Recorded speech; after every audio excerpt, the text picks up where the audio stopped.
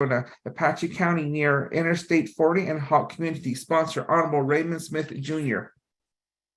E, legislation number 0213-22, an action relating to Research and Development Committee and Non-Becate Committee, requesting the United States Environmental Protection Agency, Council on Environmental Quality, Department of the Interior, Bureau of Land Management, Bureau of Indian Affairs to review and amend its list of category exclusion and its application within the Navajo Nation for the development and construction of right-of-way for the water line, wastewater lines, power lines, broadband, road using ARPA and other infrastructure funds for the Navajo people. Sponsor Honorable Daniel E. So. F, legislation 0214-22, an action relating to the Resource and Development Committee and the Budget and Finance Committee, accepting the Auditor General's audit of the Tohachi chapter and approving the chapter's proposed corrective action plan. Sponsor Honorable Pernell Halona. G, approving to cancel the Resource and Development Committee's regular meeting for Wednesday, November 23rd, 2022, 10 a.m., the day before Thanksgiving, and scheduling a special meeting for Monday, November 21st, 2022 at 10 a.m. H, Department of Resource Enforcement, Department of Agriculture, Department of Justice, Natural Resources Unit, on the hauling permit requirements and what Navajo Nation Code amendments would be recommended for Thursday, December 1st, 2022 at 9 a.m. 8, close of meeting announcements and adjournment. Chair, members of RDC, that is the proposed agenda read into the record. Back to you, Chairman. Thank you very much, Mr. Tahi, for reading the agenda into the record. Honorable members of RDC, let's establish a motion and a second.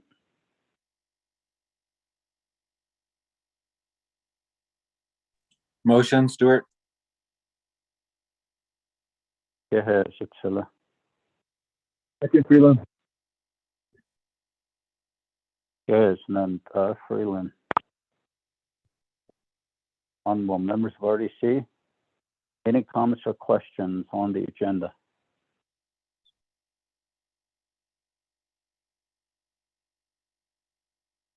Going twice.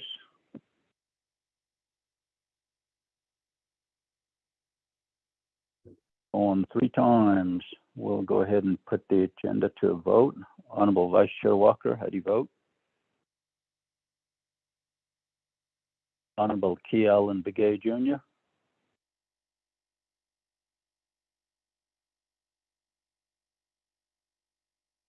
Honorable Daniels.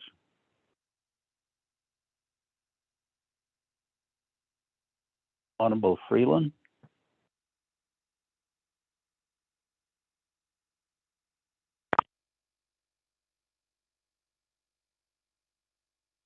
Honorable Stewart. Green. Thank you.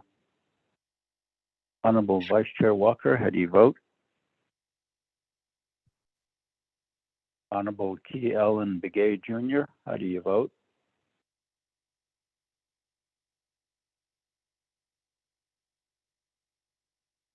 Honorable Herman Daniels.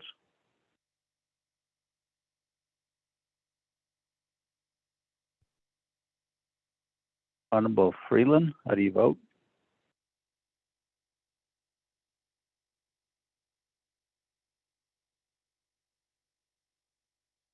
Mr. Green. Tahi? Thank you, Honorable Freeland. Honorable Begay?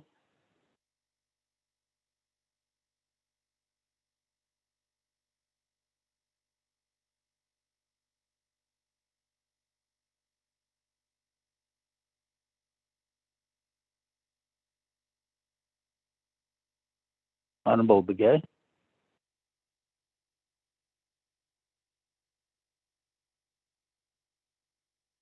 Honorable Daniels votes green according to his text message that just came in.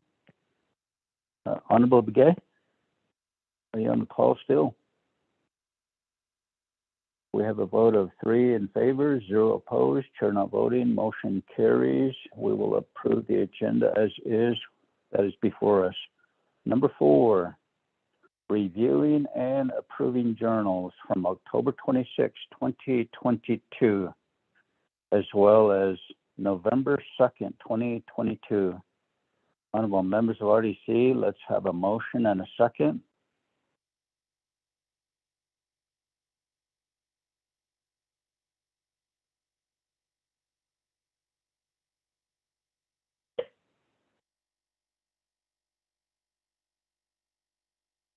Motion,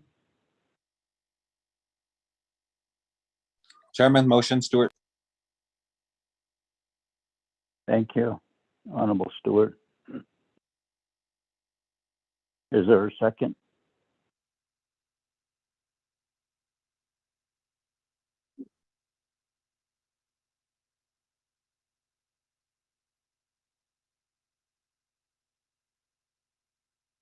Honorable members of RDC, we need a second for the journals approval.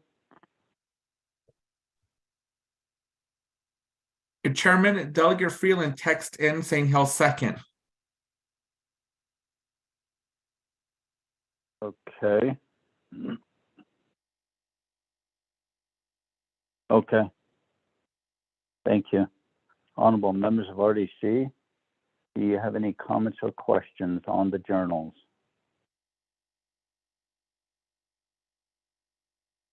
And twice.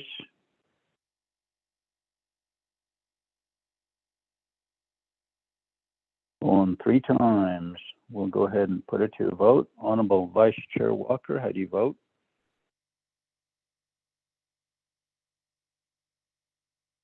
Honorable T. Allen Begay Jr., how do you vote?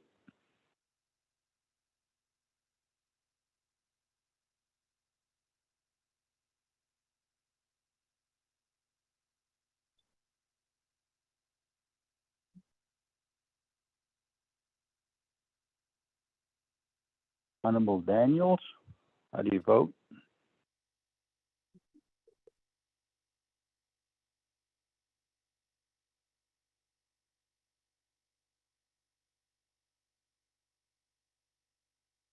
Honorable Freeland votes green according to his text message. Honorable Stewart, Green, Chairman. thank you. Yes, Tilla. Let me go back up. Honorable Vice Chair Walker, how do you vote?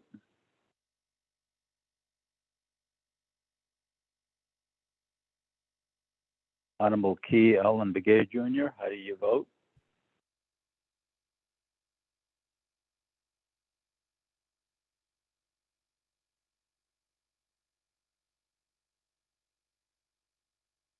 Honorable Daniels, how do you vote?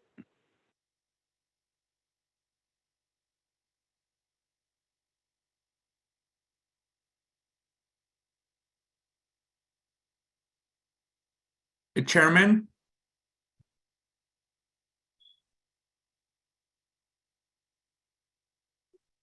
Yes, Mr. Tahi. I believe we lost quorum. We have yourself, Delegate Freeland, and Delegate Stewart on the call. I don't see Delegate Key Allen Begay.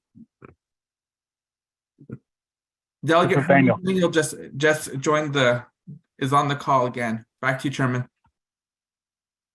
I vote green. Okay. Honorable Daniels, how do you vote? I vote green.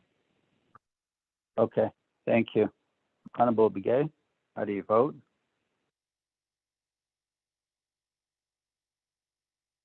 Okay, we have a vote of 3 in favor, 0 opposed, chair not voting, motion carries for the journal's approval. Thank you. Thank you, Honorable Begay. The vote changes to 4 in favor, 0 opposed, chair not voting, motion carries as we approve the journals. Thank you. Receiving reports, number 5. A, update report by the Navajo Housing Authority on the Emergency Rental Assistance Program, ERAP, and the funds expended and returned. Presenter will be the NHA Chief Executive Officer, Ms. Maureen Curley. Ms. Curley, you have 20 minutes to present. Thank you, Chairman Nez and honorable members of the RDC committee. Thank you for having us this morning to do our report on the ERAP. As you know, ERAP ended on September 30th of 2022, according to the U.S. Treasury. And between October 1st and December 31st of 2022, we are doing closeouts at this time for those funds. Navajo Nation did receive $93 million, but within the last quarter, or the last report that was sent into the U.S. Treasury portal reporting the amount of the money that was expended for Navajo Nation Housing Authority was $35,285,245 was expended. 86% of that was for rental, 13% for utilities, and 1% for internet. And that was to help all of our Navajo families throughout the Navajo Nation. In regards to that, we also, at this point, we are not accepting any more applications for ERAP. What we're doing at the current time for closeout is we are finishing up on those applications that have been approved prior to September 30th of 2022. And a lot of those have been, some of the applications were already in the hopper when September 30th was when the deadline came about. Therefore, there are many of the applications that date back to September and sometimes early August that have not been paid out. However, Ms. Arlene Chiquito has divided those up into 3 separate categories, and I'll have Earl explain that in a few minutes, but the 3 separate categories include batch 1 for anything that was approved up to September 30th, and batch 2 is those RDPs that had been approved as well, but had not been submitted for payment. And then batch 3 would be everything that was paid out after October 1st. So we are in the midst of getting all of that prepared. At the same time, we're getting our final numbers together. There are some things that we need to do in regards to making a complete report to the U.S. Treasury. There are close to 43 pages that need to be completed for our final report, and Ms. Arlene Chiquito, our interim CFO, is working on that. So with a detailed report, I'm going to hand it over to the ERAP manager, Earl Tooley, and he will give you a full report on what was expended and also how many applications were done, how many are still in the hopper, and basically the overview of ERAP at this time. But do understand that we are still in the midst of lobbying for an extension. And the last that we heard from the U.S. Treasury is not to return any money. Navajo Housing Authority has not returned any money from day one. We still have $53 million that's been put on reserve for us, and we're waiting for a final determination from the U.S. Treasury. So we have not returned any money. So Earl, you want to give the detailed report?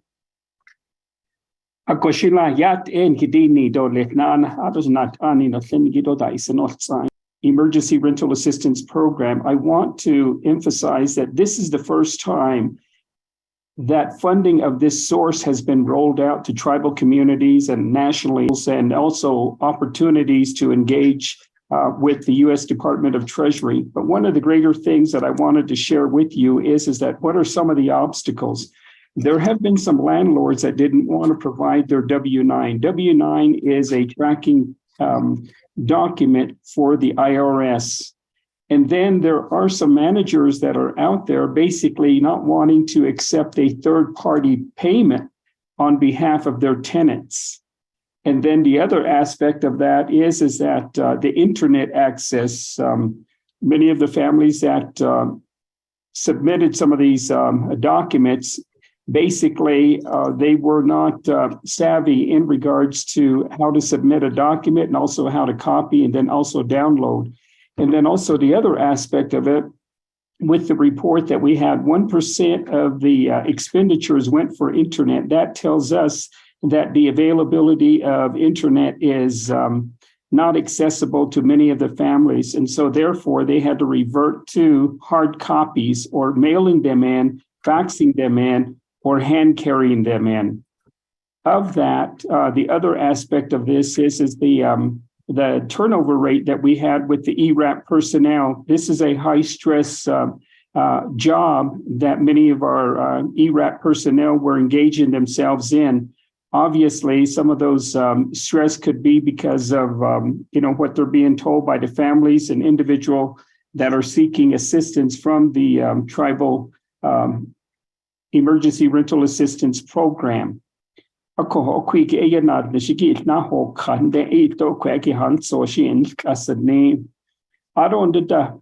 aspect as far as assisting with rent, utilities, and internet payments, that was created by the COVID-19 pandemic.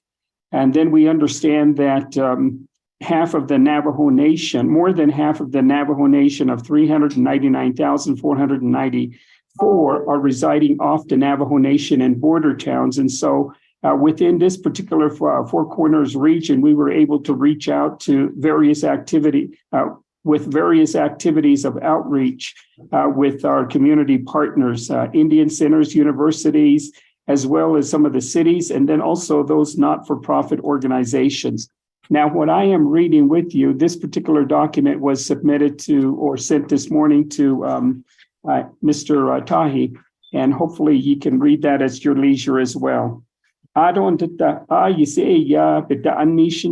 far as taking this opportunity to assist as many people as we could, working up into the late evenings from 8 to 9, processing these documents, and then also on weekends. Unfortunately, there are still a number of applications that have yet to be reviewed. And one of the areas that's really important to understand is that according to the Department of Treasury, they are very specific as to who we will be reaching out to after the time frame has expired, the time frame being September 30th, 2022. And they afforded the opportunity to serve some of the remaining members of the family for 120 days. But they were very specific in that those individuals that were assessed previously, and then also those applications that were in the pipeline. So currently the expenditures from here to the end of the year, it's going to be expended on administrative expenses, payment process, and then also reconciliation of records. And the individual families that have been awaiting some of this information, we are communicating with them in letter form, and then also maintaining their files until we get further direction. In rolling out this particular program, we utilize the media as far as television. Some of you may have seen the advertisements on TV. We've utilized the radio airwaves, also as well as signage and billboards. And then we utilize the website as well to get the information out there. The application review process.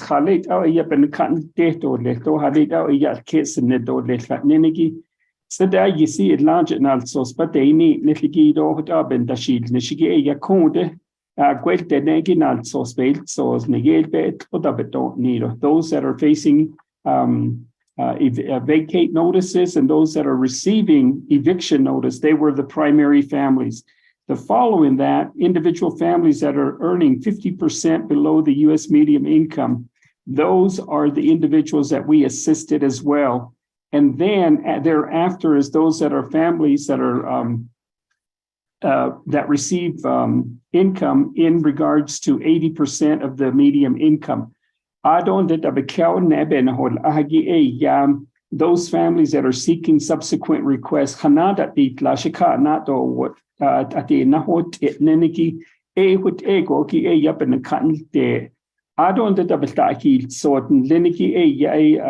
we've shared information with the Scholarship Office as well as Southwest Indian Foundation, Native Connections, Indian Centers.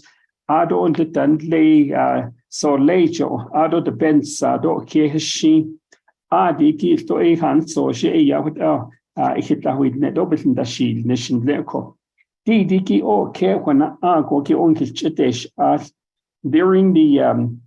the second quarter, we assisted families with 3% of internet, 41% for utilities, for rental, 56%. At the end of September, the number families assisted with internet was 1%, utilities was 13%, and rental was 86%. The inflated area as far as assistance for rental up to 86% is that a number of our families that are residing in rental properties, their particular rent had increased tremendously for a number of families. And so for that reason, we could speculate that increase in rental assistance went up due to some of the families, their rent being beyond their family budget or allocated amount. Ako edikinal ego ki yam han so shi ya did aka ayeta dan leniki apone anigeta up in date nation the kundi kinki ya or kitsalin le akon de ya hen zeniki to adet nal so like je te yila he la kundi shika in wood kundi shas chenegado shizzinki kundi ki hawanigi at the ya bit na sita Adon that the ya kundi han so she yet at the old cotton leniki the cake has silta da neniki for loco Adon that the ya kundi to good news with property manager receiving payment in the mail. I would ego like ya hens and get look like a yankil the horde net or I since sago a hanging seal ado left on. Adon that the coat about John Aniki a yam piho one be stahat nenigi or hoke a stahat nenigi. My rent was going up by $300. And so they had considered to move out, and this gives them an opportunity to seek economical living quarters again. So being assisted with the emergency rental assistance program gave them some breathing room in that they would be allowed to seek other opportunities in housing. Adon did the sahot yati the ko nkit nehan so shade at the yako is it as a bahadan indo han so she yakwige. Is it that they that is either than lenigi, such as physical therapy or other ailments that may be out there in regards to health recovery? A cohort las a lot so what ego ya beso be the car or what ya be what ego in Kilchohana a condition and annothini. The quacky also belt as a cado, quacky belt kidney cado, I don't that. Quadoging you didn't claw and leniki a ya now can't she or let what ended at all yegon chat at adat it at the yan sita case and lay day who one ado under the Department of Treasury ado under the a ya code hands so she a yasto ladet at the nal sauce nas nil a diki a ya quacky ben ran dehat neniki a ya Di beneath so cutting go your car it's the arge a yield cargo ki a ya di not so sianite eki a diki public end that or say Ado on the tabicel and no daki di not so spanel inke a yanes not over on natin is conjure. A diki to quacky baby car na a year do a apple net sand or little corner so side can she give this thing the agenda it's a big quick and also signature ingo donald so kit nas neliki nahi the zid on nakak or the best on naif pinky adon the kondiki not so spell that and keep a nachina is taniki adon the yati the beige at a what lohan neniki a ingo journal ka what Sahot that ya or you are not low the chita who is aniki to kunda not kahale ya what ego data we don't ask.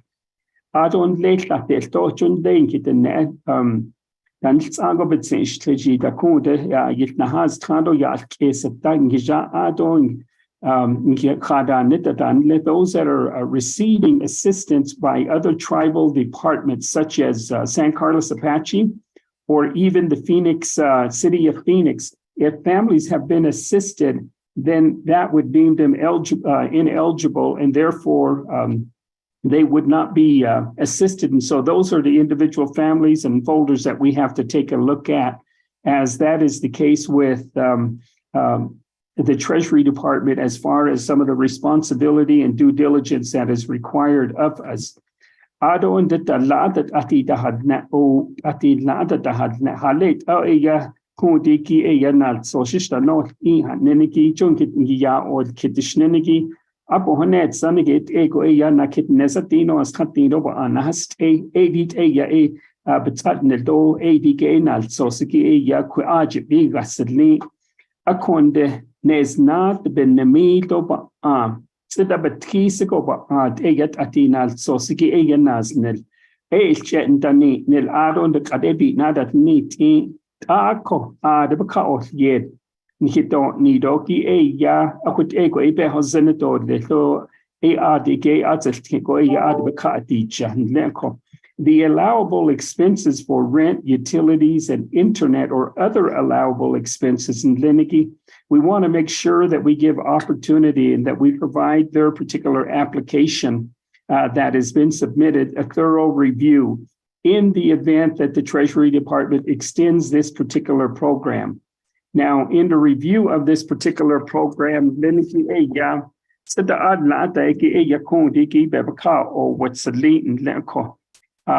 of the from June, from July to September, that's one quarter.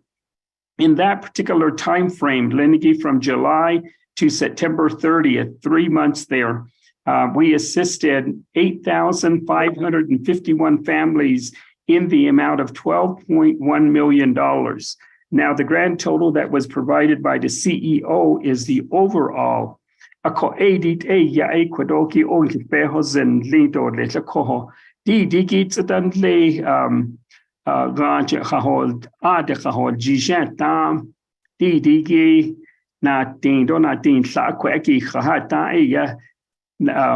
The amount of families that were assisted during the first quarter was 985. The second quarter was 1,202. The third quarter in Lenike 4,106. So as the program grew and as individual workers began to process a lot more of these documents, you can see that the increase was made in regards to providing some of the families the assistance. And so many families have been assisted from Washington, D.C. down to Florida, to San Diego, to Hawaii, up to Washington State. Or what's the name example? I went so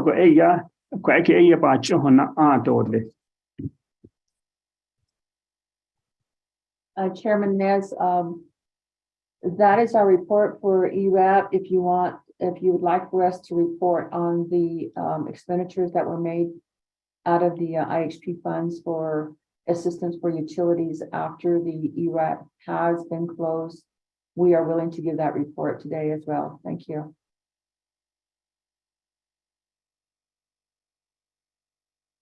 Thank you, Ms. Curley. So are you done with the presentation? Yes, we are, sir. Thank you, Ms. Curley, as well as Mr. Tooley. Honorable members of RDC, let's have a motion and a second.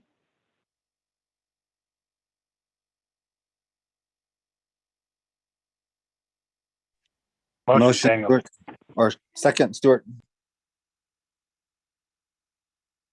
Okay, was that Honorable Daniels first? Yes, Chairman. Okay, thank you. Any comments or questions on the report by NHA?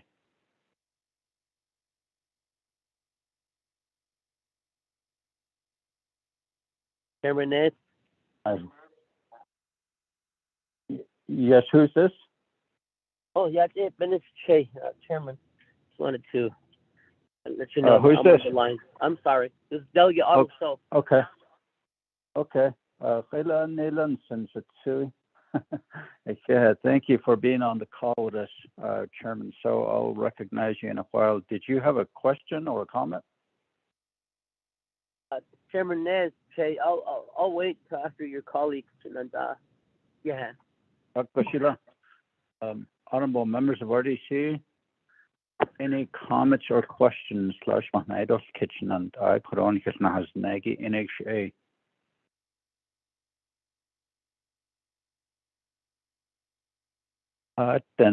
Honorable Chairman so you may proceed.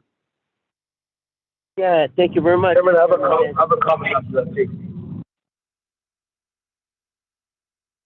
Okay. Autoso, I recognized you. Go ahead. Okay, yeah, now. I don't, thank you very much, Navajo Housing Authority. So, reported that pertaining to ERAP and the other areas that you pertain your report to. But what I'm getting to is that I really appreciate the dialogue that's going on and the communication that you guys are moving forth with the nation. But talking to a lot of the funds that you have saved in the name of the nation. So Hanid not based on so you did a report to the Navajo Nation Council last week. From that time frame to today, I should not based on never ever caught pertaining to whether it's the rental assistance or the ARPA by Yaski doing the call Yaski Mr. Earl Tooley. These dollars coming to the Navajo Nation in the name of our Navajo, the nation here. And the program is the designee, tribal designee, which council has allowed. And getting down to the services, direct services to the Navajo people. Aned na natsadak at yego chuso it yan at idazit dazit yaligi dazit so because I know you gave us some numbers last week with the meeting that we had, the leadership meeting. And I'm very interested in NHA. We have the whole staff.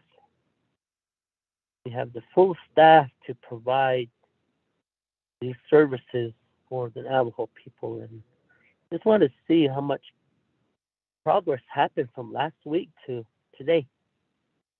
See if you got any funding out or so forth. Because it's not every week now. No, I did. This one, I would get a report from NHA, and just want to see what is the overall progress. That Ashish Adolash Ash Huyo Na Aje. So that Hui Allah to Huyo Na Huyo Na Rosh Alet Ego La Ya Na go Adato Nish. We should not that is kid one. Benage and that is it did.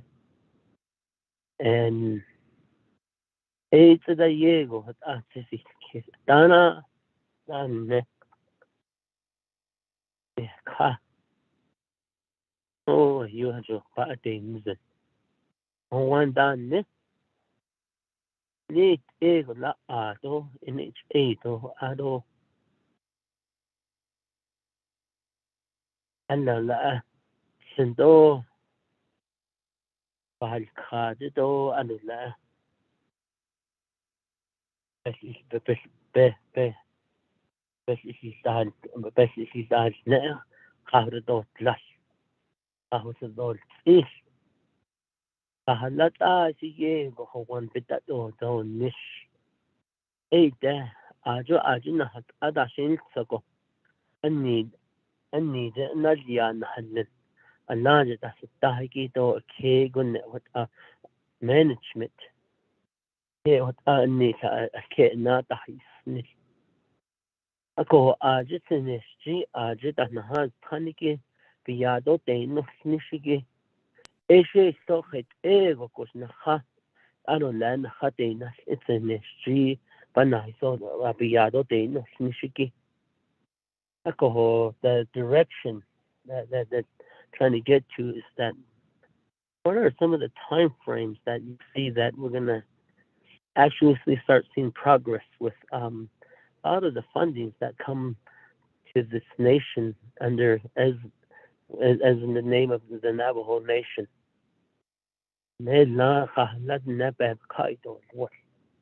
Onsen. Yeah. Thank you. Thank you, Honorable So, for your question. Let me go to Ms. Curley, your response.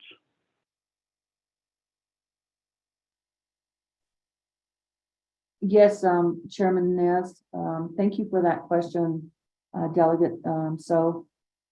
Well, in regards to the things that you have mentioned, yes, I am also extremely happy that we were able to have a free dialogue with the RDC committee and also with the Navajo Nation President's Office, and we will continue that partnership for as long as we can, and hoping that both sides do continue and have the same vision that we do. As far as providing direct services to the Navajo Nation, we are providing those services, and I know that your question is a little bit in two forms. You had asked for in two different respects. I can only answer for NHA in regards to the work that we have done within the past week.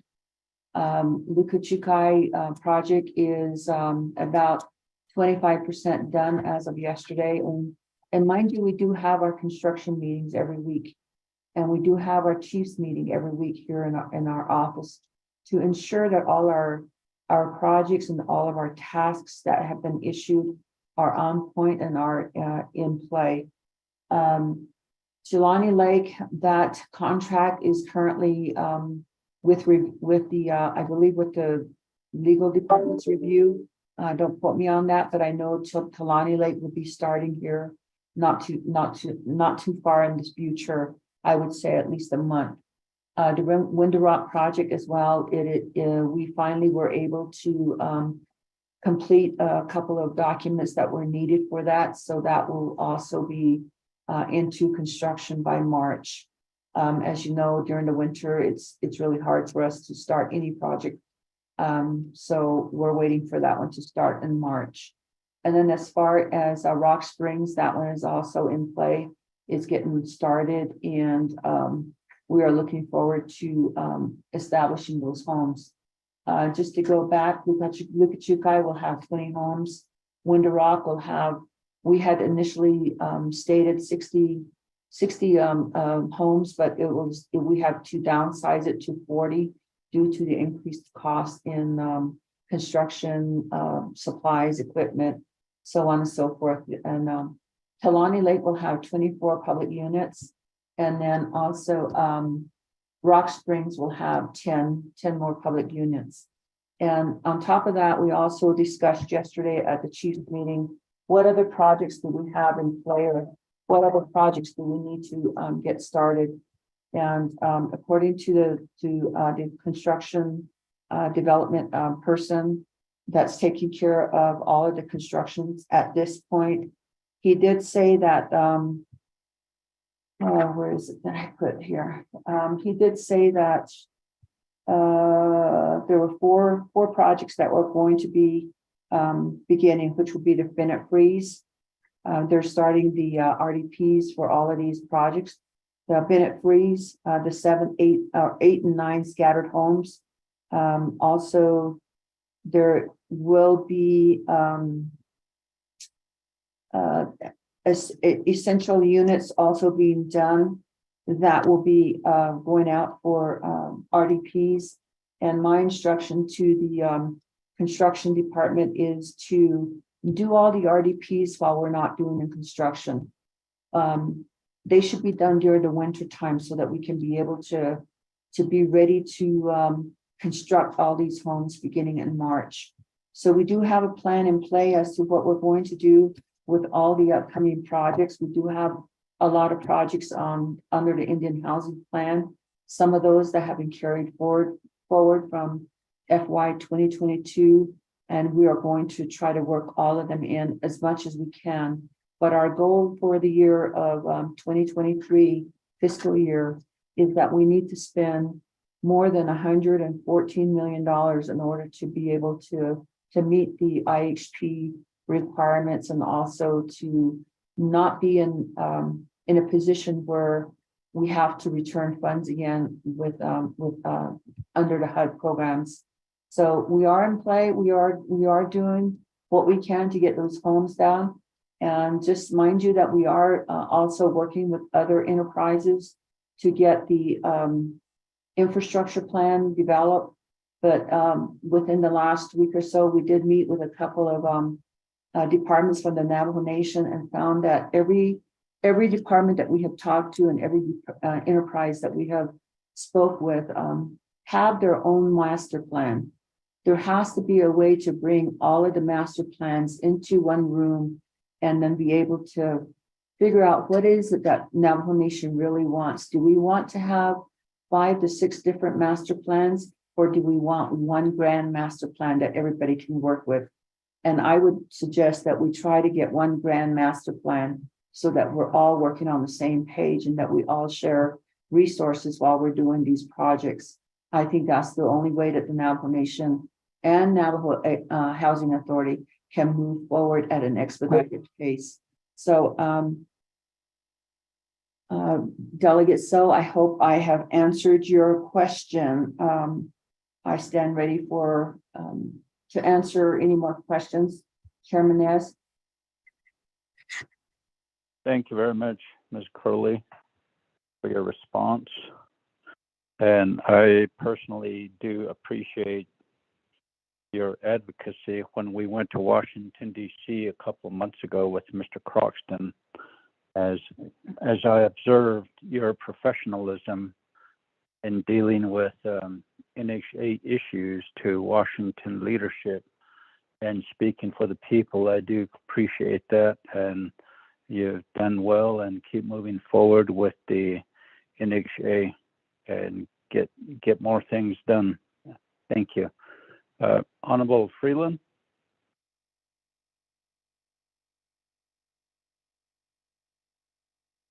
Chairman, good morning, and staff, colleagues from the NHA executive team. Good morning. Just a comment this morning, as I appreciate we appreciate the report. Some acknowledgement and considerations going forward.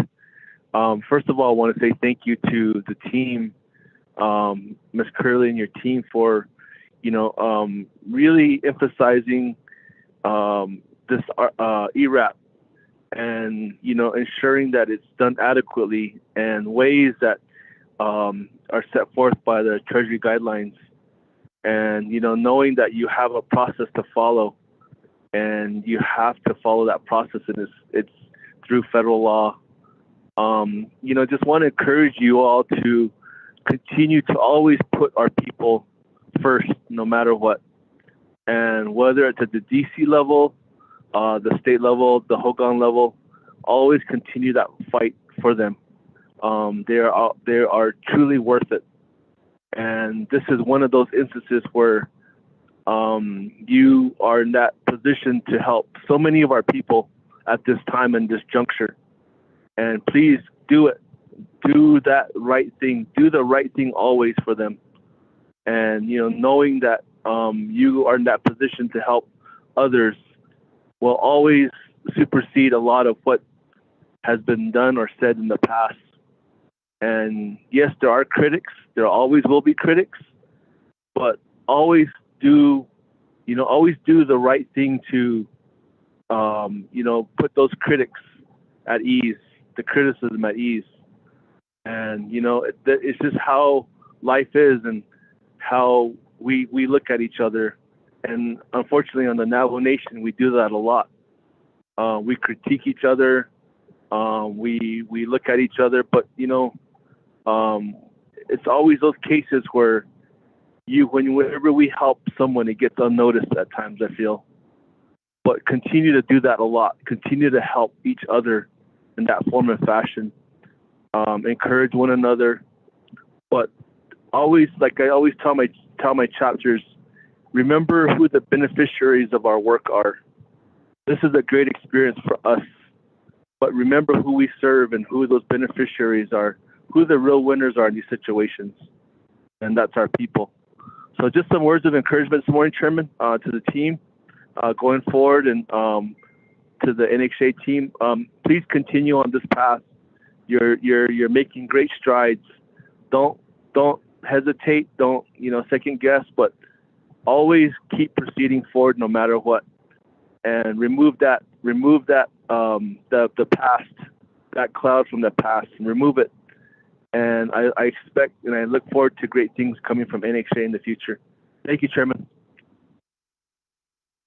Thank you, Honorable Freeland. Ms. Curley? Thank you, Chairman Nez and Satilla, Delegate Freeland. I am a little bit weepy this morning because I know that there's a lot of council delegates that have really supported us up to this point that will not be with us in January. I do want to say that I really, really appreciate your support with the NHA executive team and for the entire NHA team. I do hope that your future brings you really good tidings for all the things that you have done for the Navajo Nation and for your people in your community.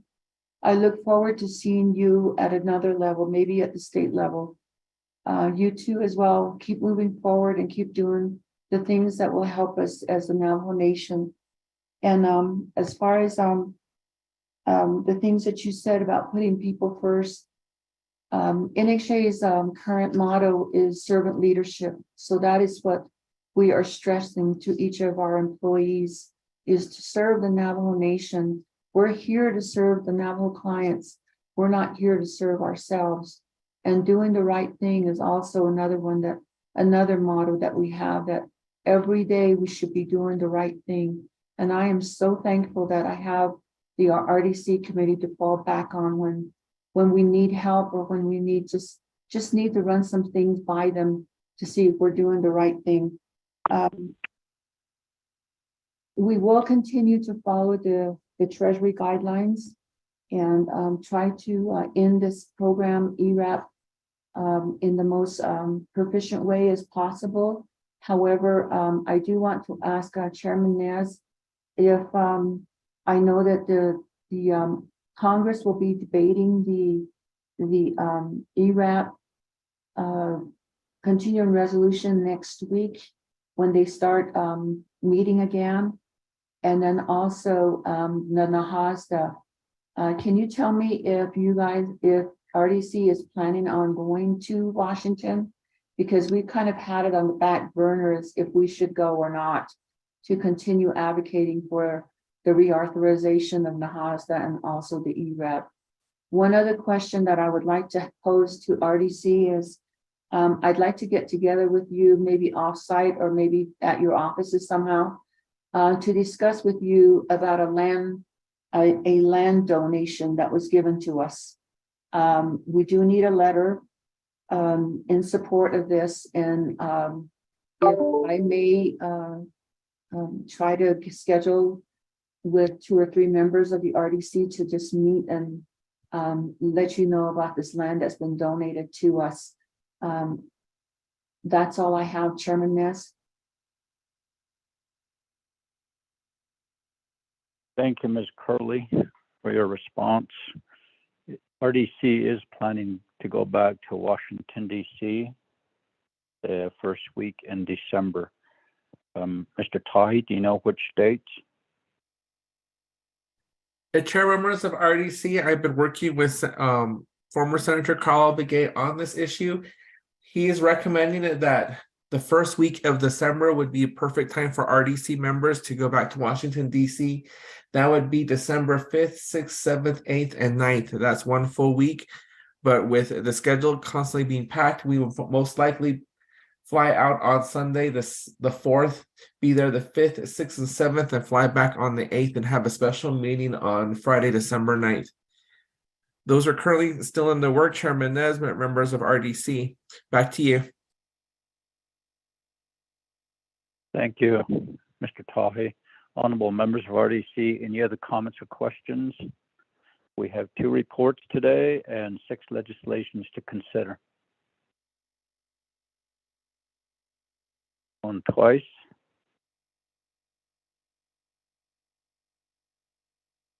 Going 3 times. We'll go ahead and vote to accept the report from NXA. Honorable Vice Chair Walker, how do you vote?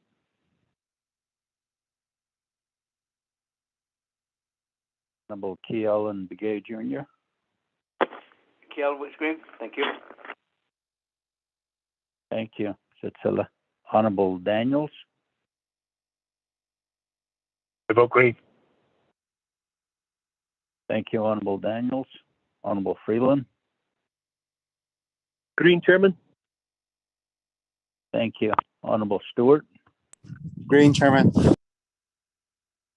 Thank you. We have a vote of 4 in favor, 0 opposed, chair not voting, motion carries. We'll accept the report from NXA. Thank you, Ms. Curley and Mr. Tooley, Mr. Croxton, as well as Ms. Yazzie. You guys have a wonderful day. Thank you. Next, we're under B, report from the New Mexico Cattle Growers Association, Department of Fish and Wildlife, and Department of Agriculture on the release of the Mexican gray wolves and its impacts on the Navajo Nation. Presenters will be Marjorie Lantana, Thomas Patterson, Gloria Tom, and Leo Watchman. Ms. Lantana, you have 20 minutes. Chairman, as Ms. Lantana called me this morning and said that she has a sick calf that she is on her way to the veterinarian with, and she asked me if I would proceed in her absence. Okay, go ahead. What she asked me to, thank you, Chairman. As my assignment this morning is to identify for you information about the Mexican wolf that would take more than 20 minutes to cover the waterfront about what's going on with the Mexican wolf program. Mr. Tai has promised to stop me when I hit my time, though, and hopefully I can get it in. As I said earlier, I'm a cattle rancher. I run cattle along the state line in Catron County, New Mexico, and in Apache and Greenlee counties, Arizona. I also serve as chairman of the Wildlife Committee for the New Mexico Cattle Growers Association. My passion in my work on the Wildlife Committee is to keep people on the landscape. My talk today is about a very real threat to our ability to do that. And while my comments focus on livestock, this threat is broader. The threat is broader than just livestock. The threat from the Mexican wolves is a threat to rural residents, to our children, our grandchildren, to our pets, to campers, hikers, and even our ranch workers, such as one of my cowboys yesterday who encountered 4 of these wolves while he was out gathering cattle. We have a PowerPoint presentation that Mr. Tahe, I believe, can put up. Mr. Tahe?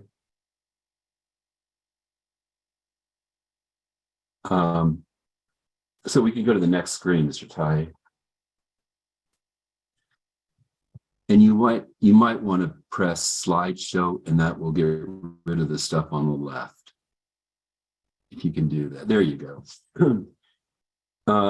This is a current map of the Mexican wolf experimental population area. It's everything in Arizona and New Mexico south of I-40. The current threat is a lawsuit that was filed earlier on October 3rd, to extend the Mexican wolf experimental population area to cover all of New Mexico and Arizona. That is everything north of I-40 as well. I grew up on the state line in the middle of the pink area, what's called the Wolf Management Zone 1. It's the core, it has been the core of the Mexican wolf recovery area. Growing up, helping my dad and my mom on their ranch, I spent a lot of time helping them and helping my neighbors gather cattle off our Forest Service allotments. Next slide, please. This is one thing that we didn't encounter when I was growing up. We do today. We do today often. We had bear, mountain lion, and coyote when I was growing up. Coyotes might kill a baby calf that had been hidden out while the mother went to get water, but we never saw this sort of thing where our cows were dead out in our pastures. The cow on the left I found on Sunday as I was gathering cattle Sunday afternoon. The cow on the right was killed over south of the Williams Valley in Apache County. And that's all that's left. That was the one on the left had a little bit of stink left on her. She'd probably been dead for a few weeks. The one on the right, there just wasn't much left. But that's something that we didn't see. And unfortunately, really unfortunately, for every one we find in our pastures can be 20, 30, 40,000 acre pastures. The Fish and Wildlife Service estimates that there are 4.6 animals we don't find. I found 10 kills this year. If their statistics are correct, it means I've lost about 50 head of cows and calves. That's a cost to me of over $50,000. I'll be compensated under the current rules that are being implemented for only one of those. Next slide, please.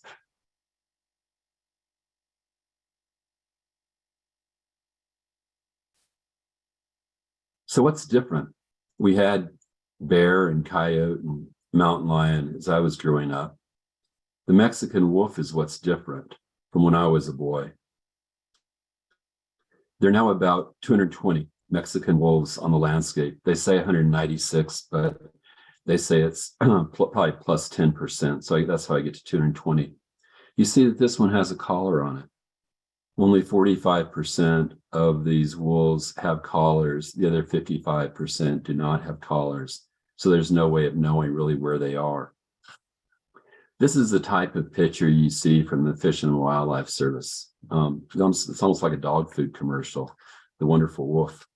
Next slide, please.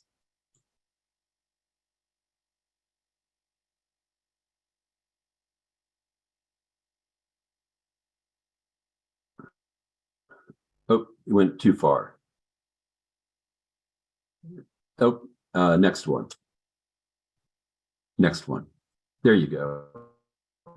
So Fish and Wildlife Service you went too far. Fish and Wildlife Service promotes pictures in its reports about adorable photos of wolves, such as this one. Everyone loves puppies, but that is not the entire picture. Next slide, please. This is a Mexican wolf. It's an apex predator. It has no natural predators, and man is not a predator. Man cannot kill a Mexican wolf. If we kill them, we risk significant legal issues, jail, and fines.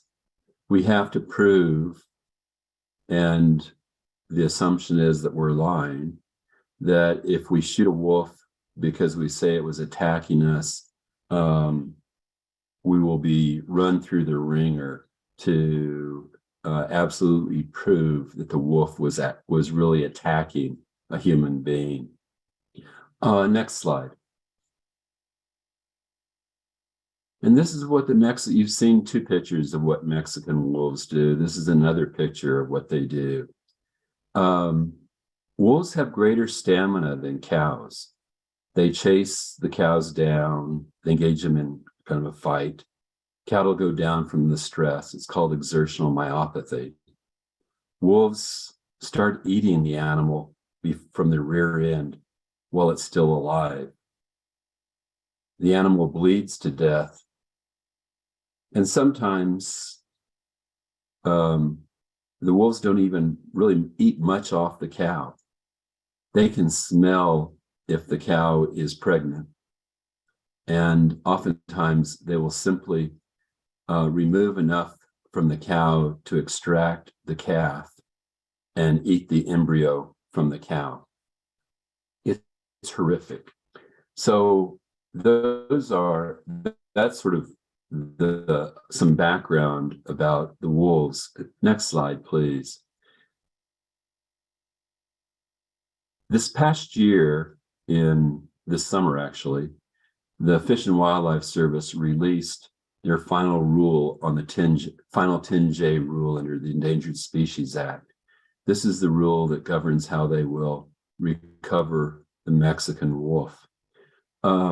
Next page. They have three main, in this version, in this set of revisions, they have three main parts. I'm going to focus on just the first part. The first part of the change is that whereas they used to have a goal of having 300 to 320 wolves on the landscape, they've eliminated that population cap. Now they are saying that they will have an average of 320 wolves over an 8-year period. So you'll hear people talk about, well, there'll be 320 wolves. The problem with that is that there is no cap. 320 is not a cap. That number, according to wolf advocates, they want to be 750 wolves on the landscape.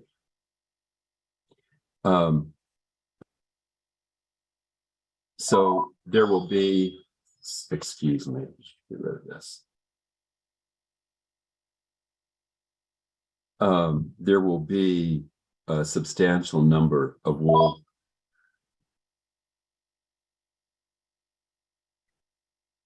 There will be a substantial number of wolves on the landscape. A second part of the rule is that they've established new genetic objectives for the Mexican wolf. And the third part says there will be basically no lethal. Next page, please. Says there will be no lethal removals of wolves until until the genetic objectives are satisfied. Next page. What's the implication of, one more page, please. Next slide. What's some of the implications of this? I'll give you just a few. This is from the final supplemental environmental impact statement from May of this year. Next page. The Fish and Wildlife Service says that identifies what it says the impact of the proposed population objective is. Next page. They say that wolf occupancy over time would be expected in these Arizona counties: Santa Cruz, Coconino, Maricopa, Mojave, Pinal, Pima, Cochise, Yavapai. And in New Mexico, Bernalillo, Cibola, Doña Ana,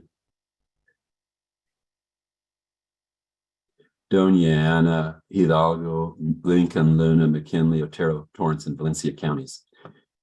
Probably the most concerning thing that I see in the Fish and Wildlife Service report is there on lines 40 and 41, and we've highlighted that for you.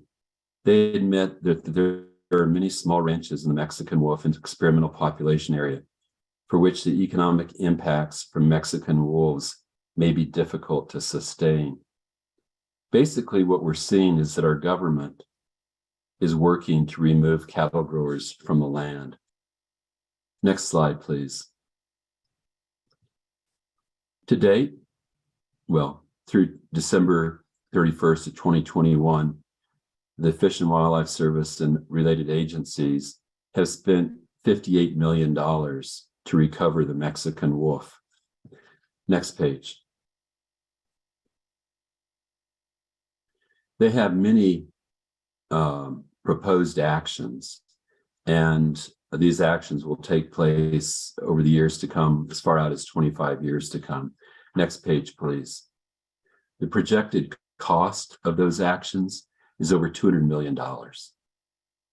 So $260 million to recover the Mexican wolf. Those are the next page, please. Those are the current lay of the land, but there are other threats looming, and this is a big one. On October 3rd, Wild Earth Guardians and others filed a complaint in federal district court for Arizona, challenging this 10J rule that I just went over, to say that it needs to be changed. Instead of it being an experimental population, an experimental non-essential population, it needs to be an essential population. And of particular interest to you, if you'll turn the page, sir. They challenge the Fish and Wildlife Services rule, saying that it violates 10J of the Endangered Species Act because it prohibits the Mexican wolf movement and dispersal north of I-40. The revised 10J rule states that any Mexican wolf that naturally roams north of I-40 in Arizona and New Mexico will be captured and returned to the experimental population area or placed in captivity. That's the rule now. They say the geographic boundaries rule also prevents the intentional translocation of or introduction of wolves in suitable habitat north of I-40. Next page. And they say the best available science reveals that prohibiting Mexican wolf movement and dispersal outside the experimental population, including north of I-40, will not further the conservation of the subspecies in the wild. The best available science says that Mexican wolves need to establish satellite populations in suitable habitat north of I-40. The revised 10J prohibition on Mexican wolf dispersal and movement outside the experimental population area and north of I-40 fails to further the conservation of the subspecies. Essentially, what they want is for the court to order the Fish and Wildlife Service to allow the movement of wolves or the placement of wolves north of I-40. And that is an enormous threat to those of you north of I-40 in Arizona and New Mexico. But there are other problems. We're going to have a lot more wolves. Next slide, please. We're going to have a lot more wolves in the landscape. And the standards for compensation when a wolf kills livestock is that Arizona or New Mexico set a compensation price value for a cow or a bull or a calf. And you get 100% of that compensation value if it's a confirmed kill. You get 50% if it's a probable kill. And we've operated under that set of rules since 2004. These are the rules that have governed procedures and evidentiary standards for wolf depredation investigations for 18 years. If you'll turn to the next page, please. Item 5 there says what happens when a wolf investigator shows up at a kill site, photograph the carcass, ensure a number of things. But the key is actually on the next slide. It's paragraph 6. In paragraph 6, it says the IFT investigator will follow the established guidelines to determine the cause of death. And causes of death are predation, non-predatory, or unknown. Determination of depredation will consider the following criteria. And it lists 8 different criteria, including presence or history of wolves or other predators in the immediate area. This is guided determination of whether it's a wolf depredation, confirmed or probable depredation, for 18 years. Next slide. This summer, Wildlife Services, an agency of the United States Department of Agriculture, began changing the rules. They're going to have confirmed or probable kills. But confirmed kill means there must be evidence of subcutaneous hemorrhaging and tissue damage. And the definition of subcutaneous hemorrhage is listed down below under definitions. Refers to heavy or uncontrolled bleeding from the blood vessels under the skin layer or in the muscle tissue. Next slide, please. So what's happened with these with this change in these rules, which they say are still proposed, but which in fact are being implemented as we speak, is paragraph 6, SOP 11, paragraph 6, which guided these investigations for 18 years, specifies that the wolf investigator will make the call. Since at least July 2022, desk jockeys in Fort Collins have made the decisions. It's not the wolf investigator who's making those calls. SOP 11, paragraph 6 did not require evidence of subcutaneous hemorrhage to make a confirmed or a probable kill finding. The new standards expressly require evidence of a subcutaneous hemorrhage to find a confirmed kill. This is important because as you think back about those slides I showed you early on, after 2 days, there's not going to be tissue left. Once the wolf finishes, all sorts of other varmints are going to pile in on that carcass and finish eating it or clearing off all the tissue from it.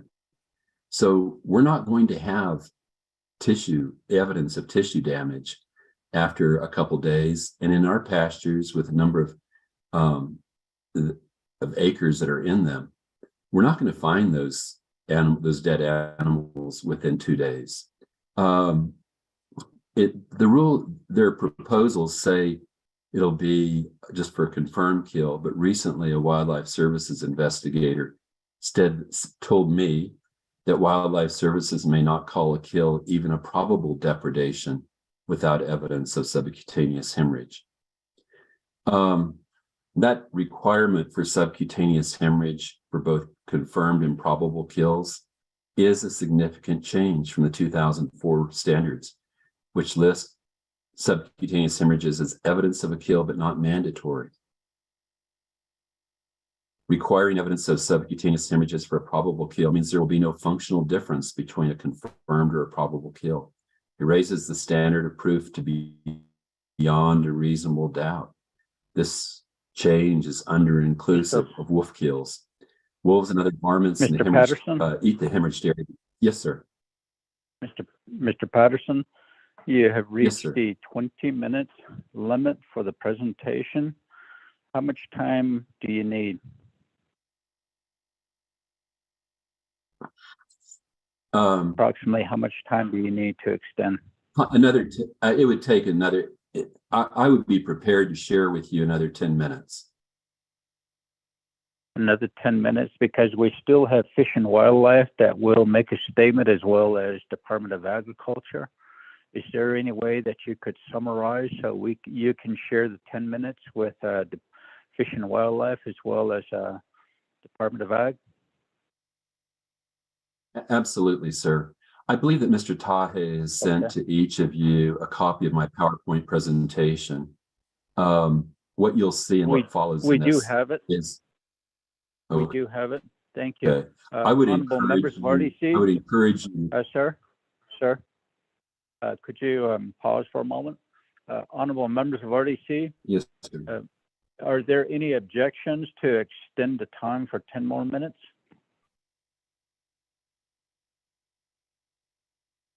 I hear none. You may proceed, Mr. Patterson.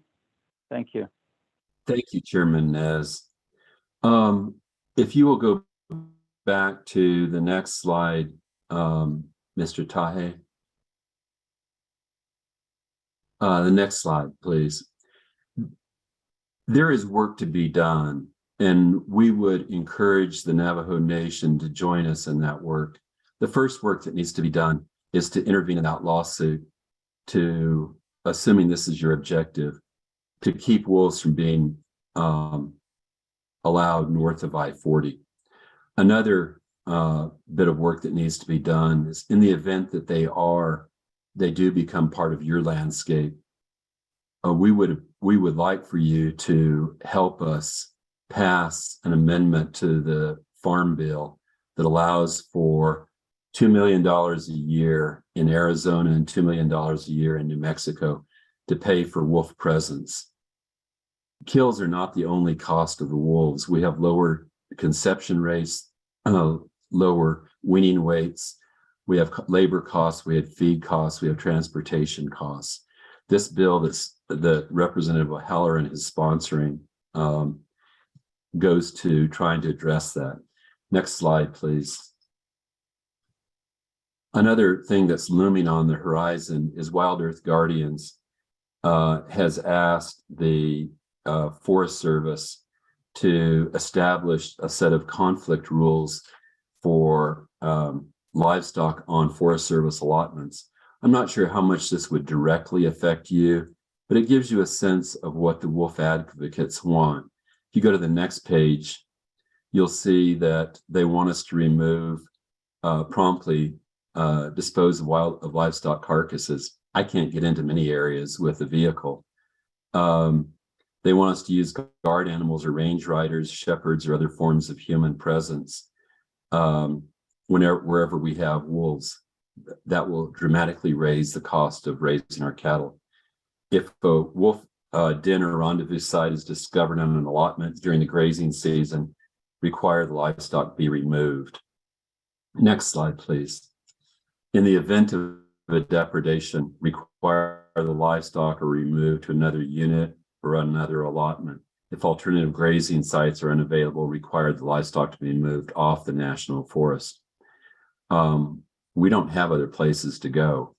And then in our annual operating instructions, they want the Forest Service to prohibit the turnout of young lambs and calves under 200 pounds in weight to minimize depredation potential. That would eliminate cow-calf operations on the national forest. But it's that type of activity that we see coming. Next slide, please. Gentlemen, last week, ABC 15 in Phoenix did a two-part series on the Mexican wolf. It played in their investigation series, and I have on this slide and the next slide prepared for or embedded for you those stories.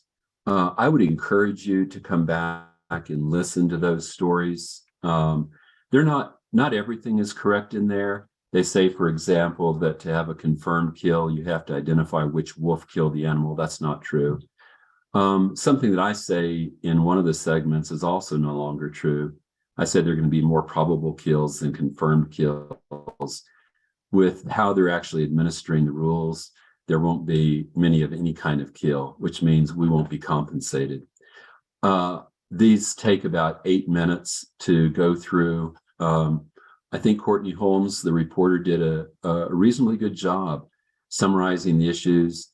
She presents a clip from Keith Wayner, who's the regional head of Wildlife Services. And he admits that the reason they're doing the new rules is because they want to convince even the people who hate them that it really was a wolf kill.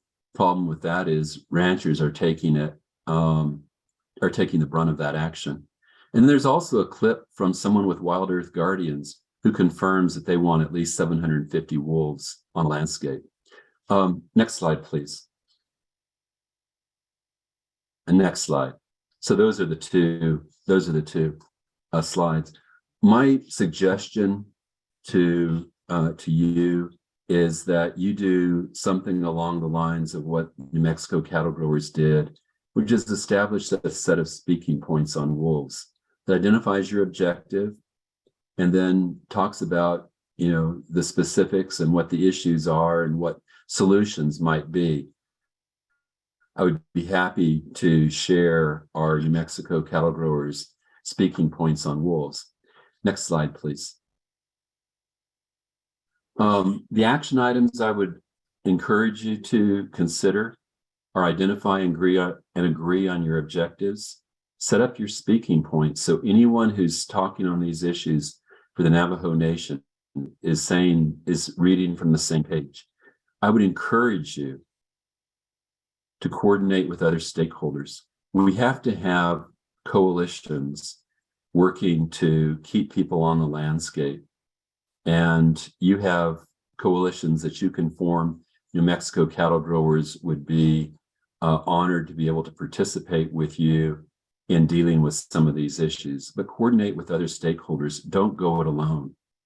Specifically, what we'd encourage you to do is about the lawsuit, the October 3 lawsuit to expand the Mexican wolf experimental population area.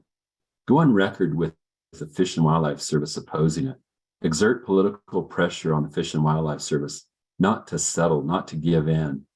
Identify options to educate voters and intervene in that lawsuit to oppose expanding the range.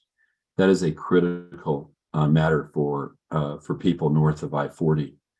About rulemaking, I referred to rulemaking with the Forest Service. To the extent this matters to you folks, go on record with the Forest Service opposing it. Exert political pressure on the Forest Service not to do it. With respect to that item C, 3C, presence legislation in Congress, we would appreciate your support to go on record with congressional representatives supporting it and lobby for it. It may not be an issue for you right now, but if the radicals are successful in getting wolves north of I-40, it would be wonderful for you to have the rules and compensation structure in place so that you don't have to start from scratch the way we are.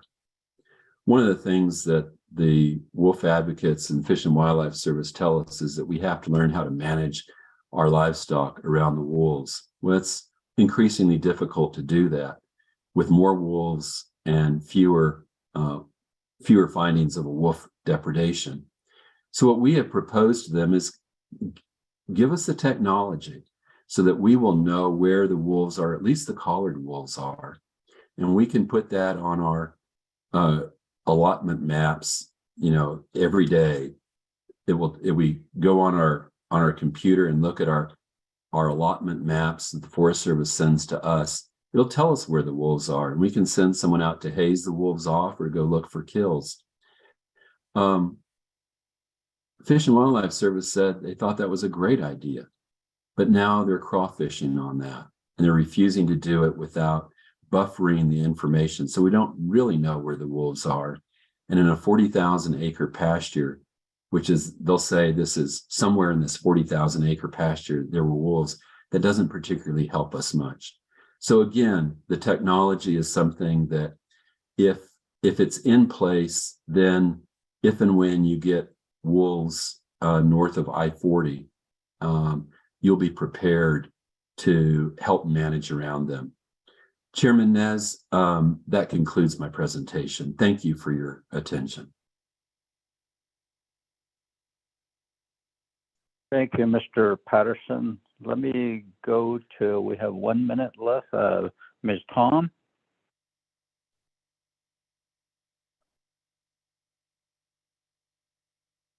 Mr. Watchman? Good morning, Chairman Nez. Can you hear me? Go ahead, Ms. Tom. Good morning, Chairman, members of the Resource and Development Committee. For the record, I'm Gloria Tom. I'm the Department Manager for Fish and Wildlife. And I understand that we're out of time, but we did have a PowerPoint presentation prepared by our zoologist, our department zoologist, Brent Powers. And I'm not sure if the committee has can allocate the time to us to provide that presentation. I do want to say in regards to the reintroduction program that the Department of Fish and Wildlife has been working with the United States Fish and Wildlife Service.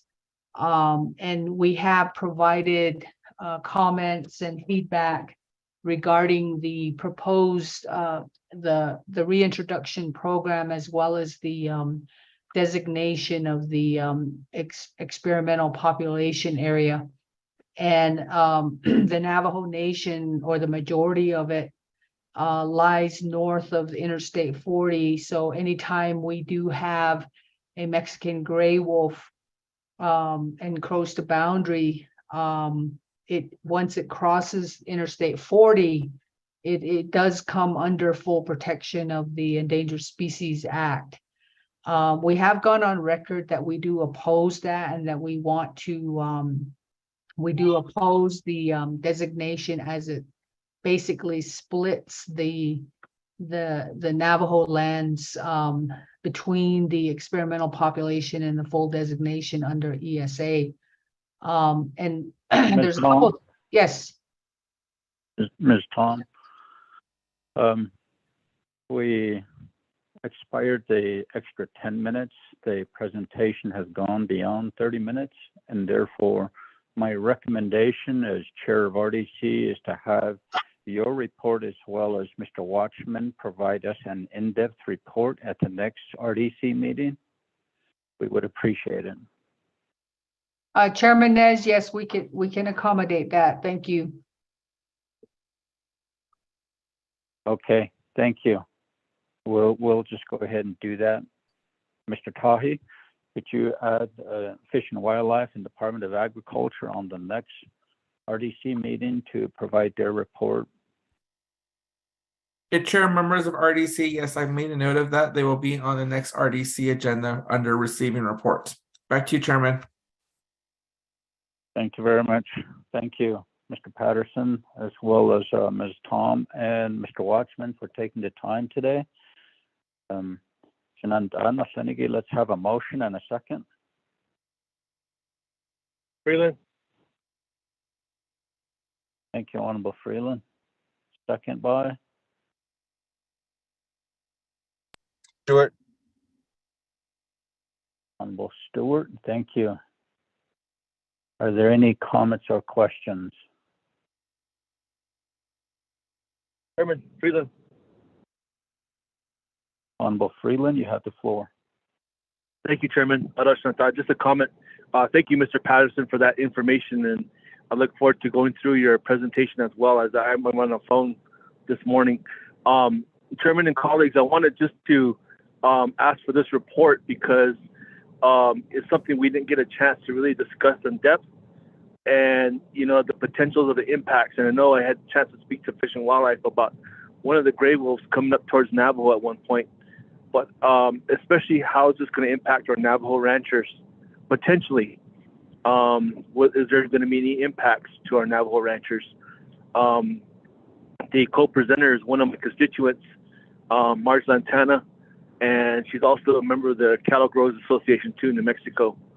So I wanted to have this or ask for this report just to give you an idea and some insight as to the importance of this issue and enlighten you some. And, it's something that is very important to the cattle industry. It's very important to the ranchers, but it's also important to the Navajo Nation as well, as aforementioned by Ms. Tom. So something for us to consider and think about, Chairman Nez. Thank you. Okay, thank you. And Honorable Freeland, thank you very much for recommending that they provide a report to leadership today. And I believe we will add Fish and Wildlife and Department of Ag at the next RDC meeting, and we'll culminate that report at that time. So this was very good information to understand, and we just need to learn more about this Mexican gray wolves and how they're protected as well. Thank you, Honorable Freeland. Honorable members of RDC, any other comments or questions?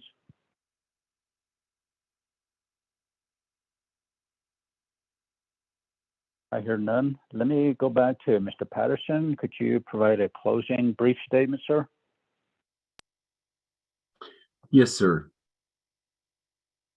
On behalf of the New Mexico Cattle Growers Association, we have been living with the presence of Mexican wolves now for close to 20 years. They are disrupting our livelihoods. They are keeping our children and our grandchildren off the landscape. And the only reason there has not been a death or a mauling is because of the vigilance of mothers and fathers and grandmothers and grandfathers. Pets have been killed. When campers or hikers come to this country now, they carry with them, or they should carry with them, bear spray, because bear spray shot at 30 feet will blind a wolf. You're essentially removing man or deleting man from the landscape through the Mexican wolf program. And we think that that's not how it should be, we would encourage the Navajo Nation to work with us through your political contacts, through interventions and lawsuits, working with Arizona Cattle Growers Association as well, and other organizations, try to get sanity over the Mexican wolf program.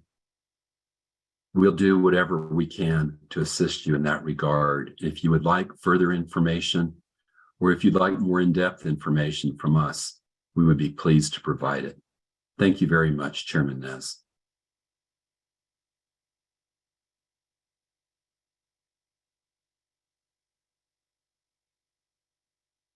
Thank you, Mr. Patterson. There is a motion by Honorable Freeland, second by Honorable Stewart. We'll go ahead and accept the report. As we vote, Honorable Vice Chair Walker, how do you vote?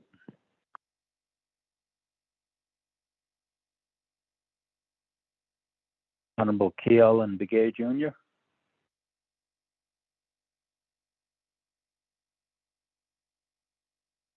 Honorable Daniels. I vote green. Thank you. Honorable Freeland. I vote green. Thank you. Honorable Stewart. Green, Chairman.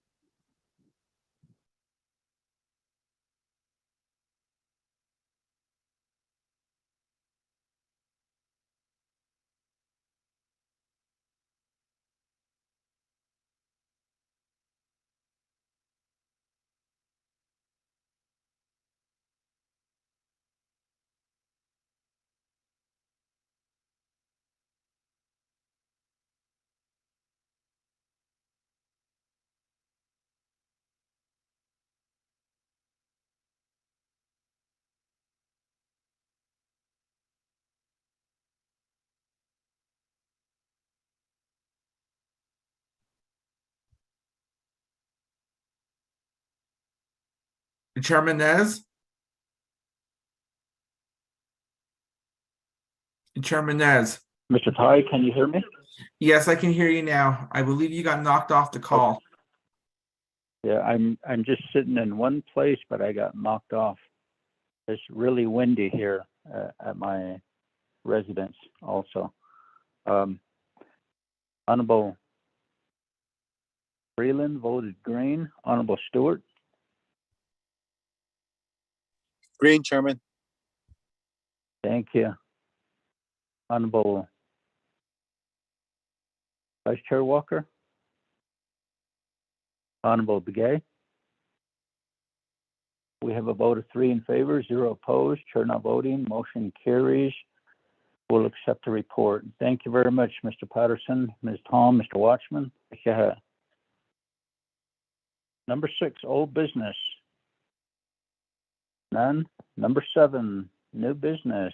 A, legislation 0207-22. Honorable Vince James is on the call, but let me double check. Shanala, are you on the call?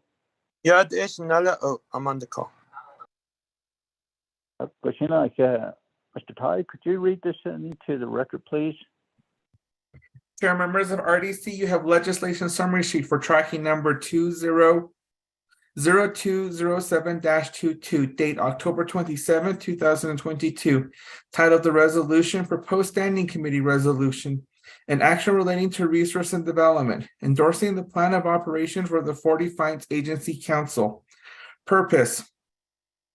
The purpose of this legislation is to endorse the 4 Defiance Agency Council Plan of Operation.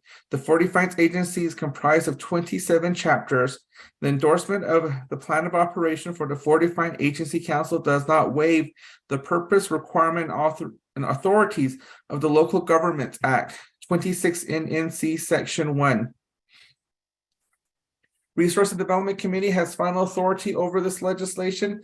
The primary sponsor for this legislation is Honorable Vince James for tracking number 0207-22, an action relating to resource and development, endorsing of the plan of operation for the 4 Defiance Agency Council.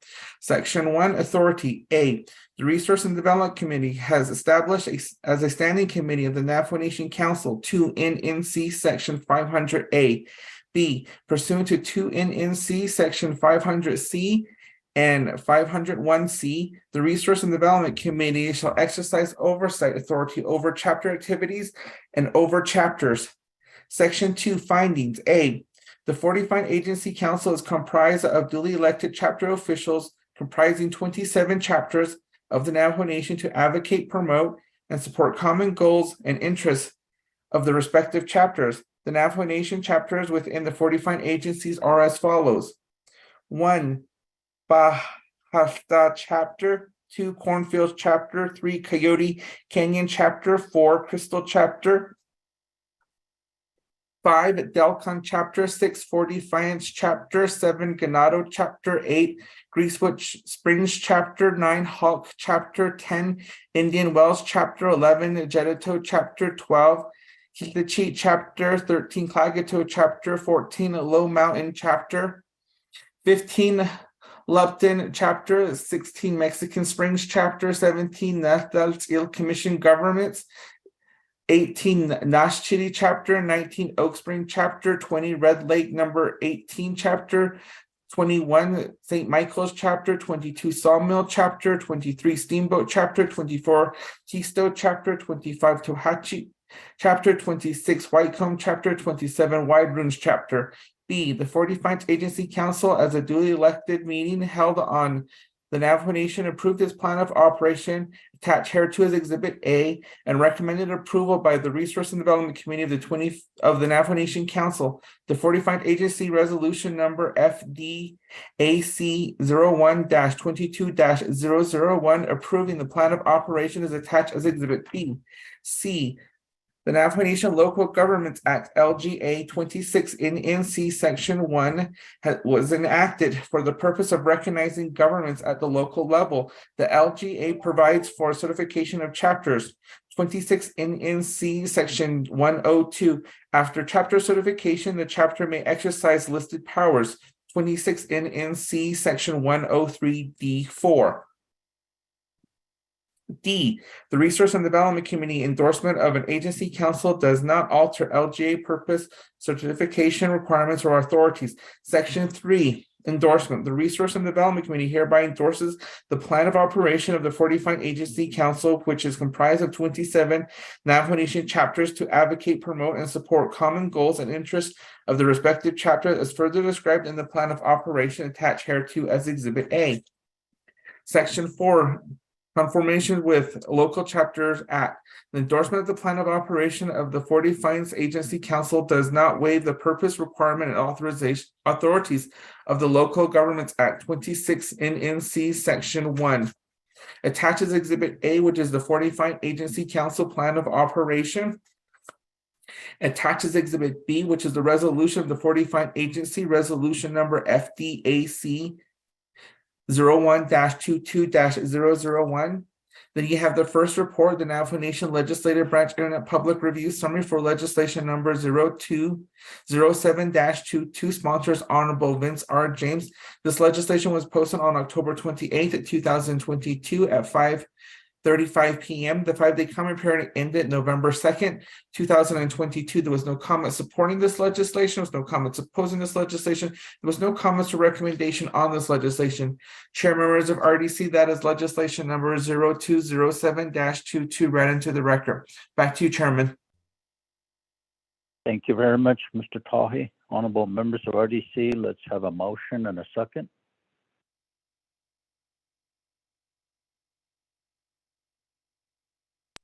Motion, Stewart.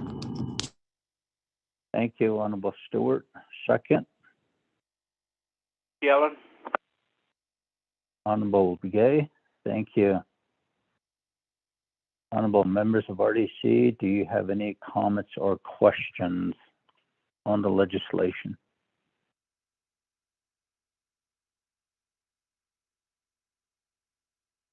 One twice. Going 3 times. We'll go ahead and put it to a vote. Honorable Vice Chair Walker. Honorable Kealan Begay Jr. Kiel with green, thank you. Thank you. Honorable Daniels. Green. Thank you, Honorable Daniels. Honorable Freeland? Honorable Freeland votes green according to his text message. Honorable Stewart? Green. Thank you. We have a vote of 4 in favor, 0 opposed, and 1 chair not voting. Thank you. Thank you, Honorable Shanella. James? Yaho, Shanant. Thank you, RDC. Have a good day. Oh, thank you. B, legislation 0209-22. Honorable Vice Chair Walker, you on the call?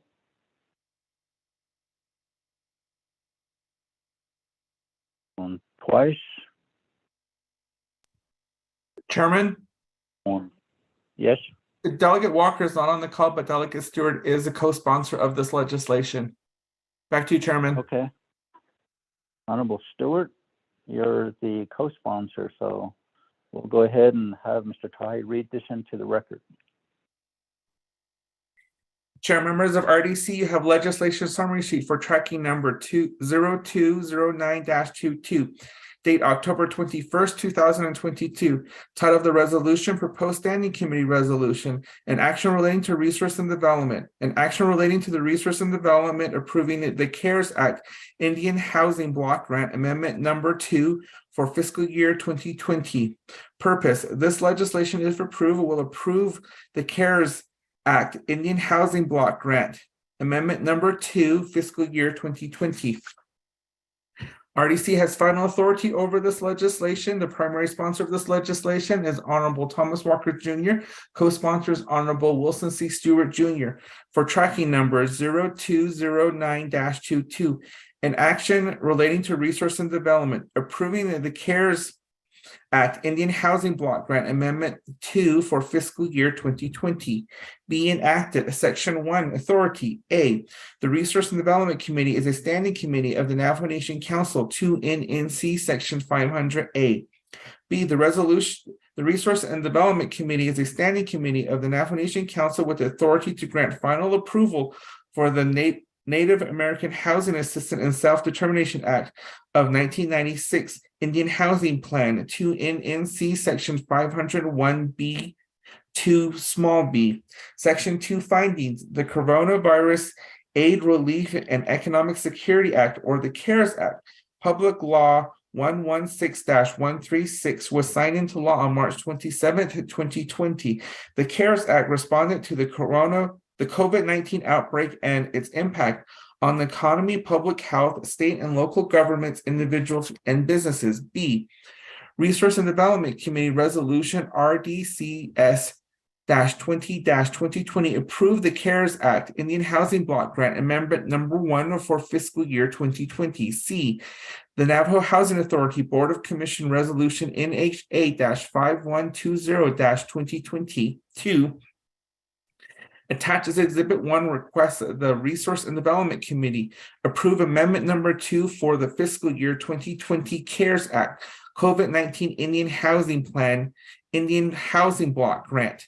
D, the Navajo Housing Authority Board of Commissioners Resolution NHA-5120-2022 attaches Exhibit 1 at whereas paragraph 9 states that the NHA board, in the emergency response to the COVID-19 pandemic, hereby further amends the FY 2020 CARES Act IHP to include new activities to address the Navajo Nation's president's announcements of an emergency situation on the Navajo Nation, whereby many families are experiencing high volume of inability to make utility payments due to illness, loss of family income earners, and the lack of employment to cover basic necessity, including electricity, natural gas, propane, water, and wastewater, as a result of the continued spread of the COVID-19 virus and its variant across the nation, and such funds be immediately available to address the situation.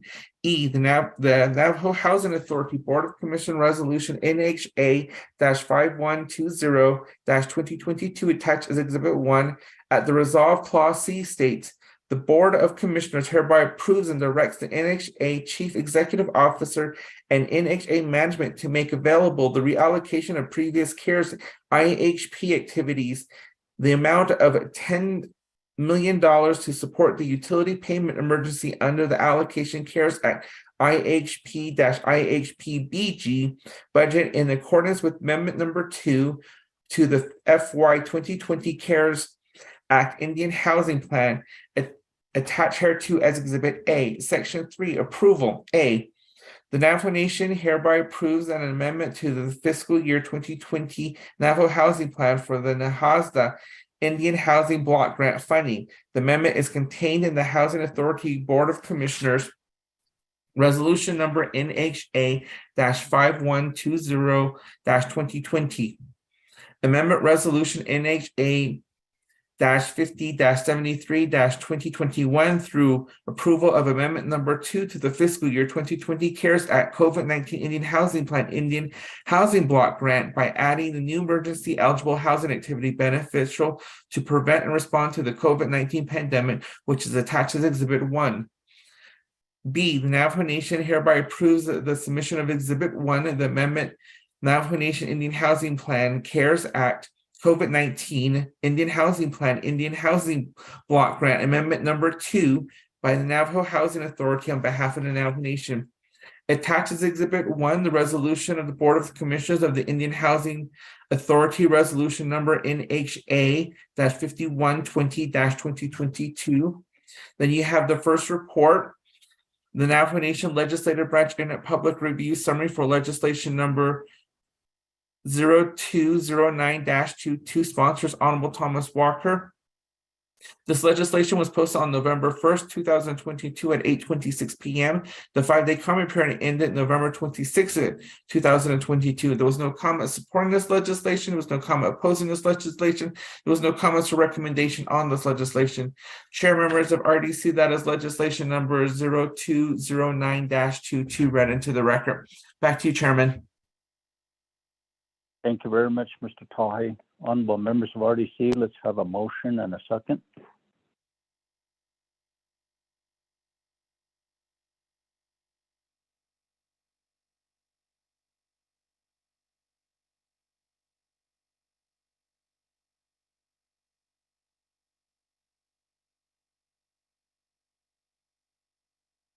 Motion. Daniels.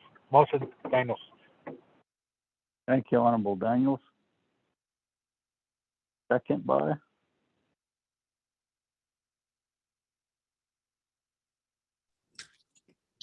I'll second, Chairman Stewart. Thank you, Honorable Stewart.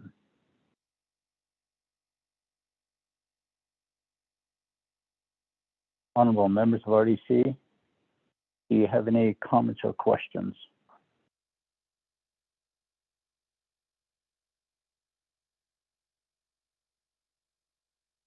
One twice.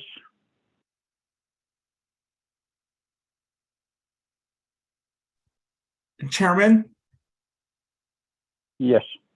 There is an error in the legislation on page 2, letter D, line 14. It should read water and wastewater, not war and wastewater. This is a technical error, but I would ask Ms. Khan if this is a technical amendment that we can correct, or does it need an actual amendment with language to be proposed for this correction? Back to you, Chairman. Thank you, Mr. Tahi, for noticing that. Ms. Khan? Mr. Chair, members of the Resources and Development Committee, thank you so much there for Mr. Tahi for catching that error. That language is a quotation. It's in a quotation which is referenced starting at paragraph letter D, and it's in the whereas clause, paragraph 9. I think it is sufficient. I mean, the correction can be made without an amendment, and when it's finalized, the resolution can put in the correct language at that time. Mr. Chair, it is very much a quotation, and we would just double check and put in the correct, the other letters of that word. We certainly don't want to put war in there, put water, and we will, I believe that can be put in when the legislation is finalized. Mr. Chair, that's what I have to offer at this time, although it is up to you, Mr. Chair, members of the committee, how you would like to proceed on this. My suggestion is that it is a quotation and we would need to follow the quotation, and that would be sufficient. Thank you, Mr. Chair. Okay, so Ms. Khan, it's okay that we don't have an amendment, but rather just a technical error that can be corrected? That is correct, Mr. Chair, members of the committee. Thank you. Okay, thank you very much. Honorable members of RDC, are there any comments or questions on this legislation? Going twice. Going three times. We'll go ahead and put it to a vote. Honorable Vice Chair Walker, how do you vote? Honorable Kealan Begay Jr. Kealan votes green, thank you. Thank you, Honorable Begay. Honorable Daniels. I vote green. Thank you. Honorable Freeland votes green according to his text message. Honorable Stewart. Green, Chairman. Thank you. We have a vote of 4 in favor, 0 opposed. Chair not voting. Motion carries for legislation 0209-22. Thank you, Honorable Stewart.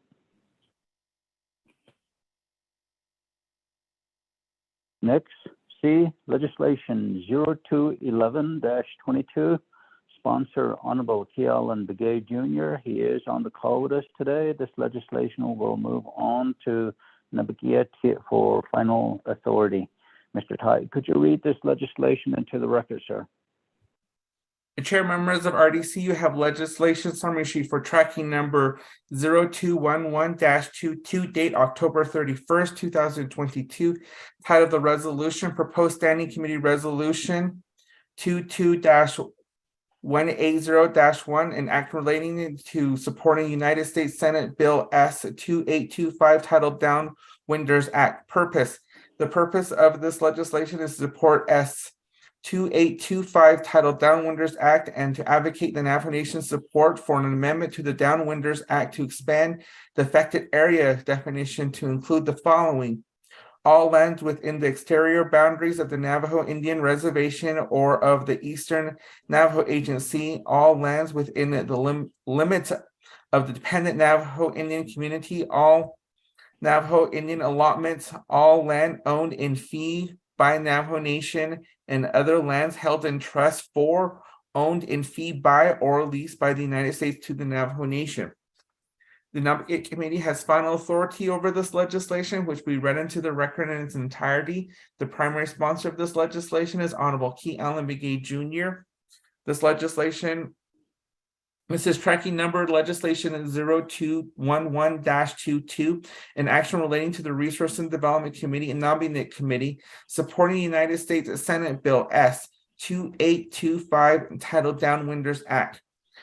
The legislation includes a whereas, which references an Exhibit A. The legislation introduced by Senator Mick Lee, introduced in the 117th Congress. It includes a therefore resolve and it referenced an Exhibit A, which is the Navajo Nation's support of S-2825 titled the Downwinders Act. Attached is Exhibit A, which is Senate Bill 2825 of the 117th Congress of First Session. Then you have the first report, the Navajo Nation Legislative Branch Internet Public Review Summary for legislation number 0211-22, sponsors Honorable Kealan Begay Jr. This legislation was posted on November 1st of 2022 at 8:51 p.m. The 5-day comment period ended November 6th, 2022. There was no comment supporting this legislation. There was no comments opposing this legislation. There was no comments or recommendation on this legislation. Chair, members of RDC, that is legislation number 0211-22 read into the record. Back to you, Chairman. Thank you very much, Mr. Tahe, for reading the legislation into the record. Honorable members of RDC, let's have a motion and a second.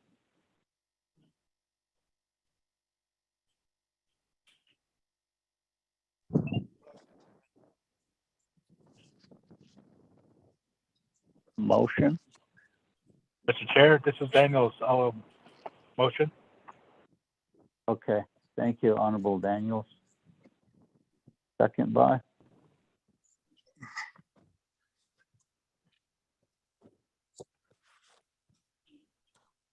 Chairman, I'll second Stewart. Honorable Stewart. Thank you. Any comments or questions on the legislation?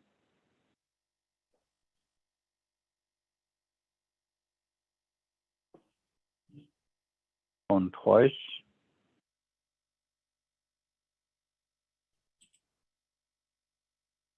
Going 3 times. Honorable Vice Chair Walker, how do you vote? Chairman, Yes. Chairman, there is an error in the legislation on page 1 of 2, letter D. It should say Utah Senator Mike Lee instead of Mick Lee. This is again a technical error, but I would refer this question to Ms. Khan if this correction can be made or if an amendment needs to be carried out for this correction. Back to you, Chairman. Okay, where is it at? Page 1 of 2? Okay. Chair, members I of see. RDC, it's on page 1. It's letter D, line 27. It should say, Thank you. on September 23rd, 2021, Utah Senator Mike Lee, not Mick Lee. The chair, members of RDC. Okay. Thank you very much. Ms. Khan? Yes, thank you again, Mr. Tahi, for catching that. I was just looking very quickly through the attachment to see where the name was. If I cannot find it in the attachment, then we should make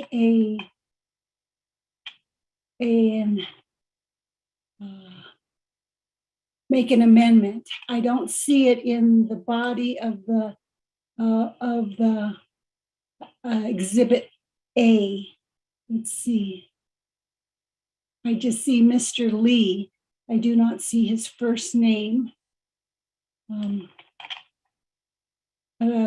Being I do not see his first name in Exhibit A, I suggest that we make a formal amendment, and I will do that right now, Mr. Chair.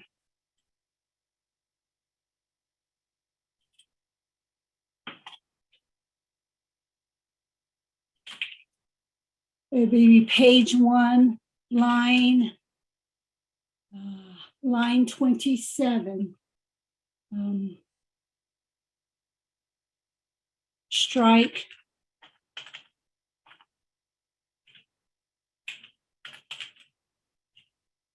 Nick and replace with Mike.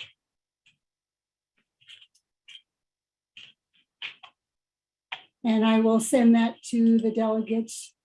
Just a second here. We're striking Mick, which will have a strike through, and we'll be replacing with Mike, which will have an underline. And that is how the amendment will read, Mr. Chair. I will get that to you right now. Let's see.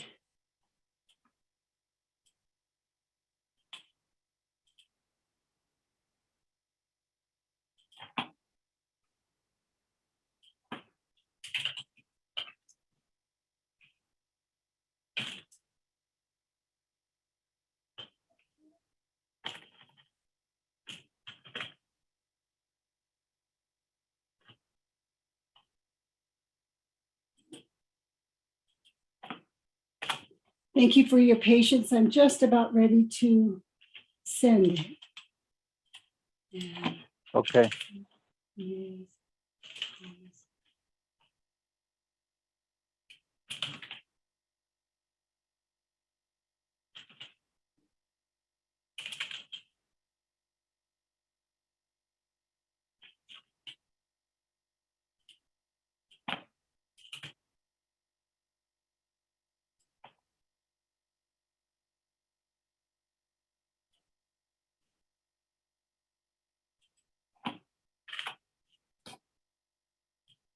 And I have just sent it, Mr. Chair and Mr. Members of the Resources and Development Committee. It should reach your inbox now. Thank you.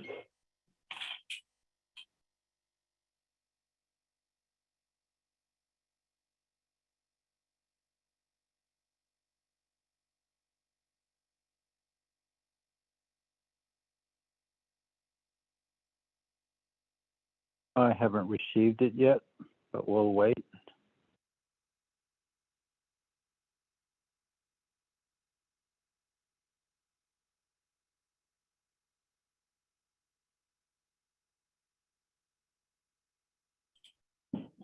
Mr. Chair, I do not see it as having been sent from my email. That's very odd.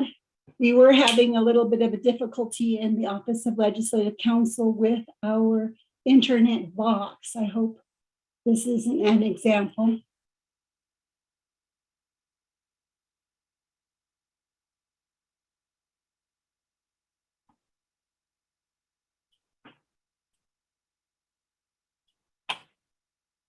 I will send it again.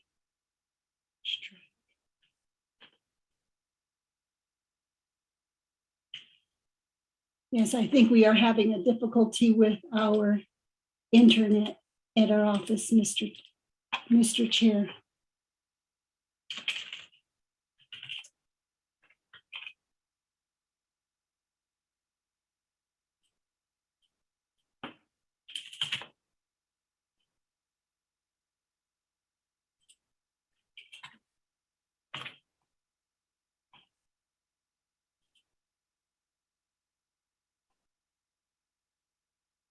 I see it as having both being sent now, Mr. Chair. Okay, we'll wait on it. I'll let you know when I receive it.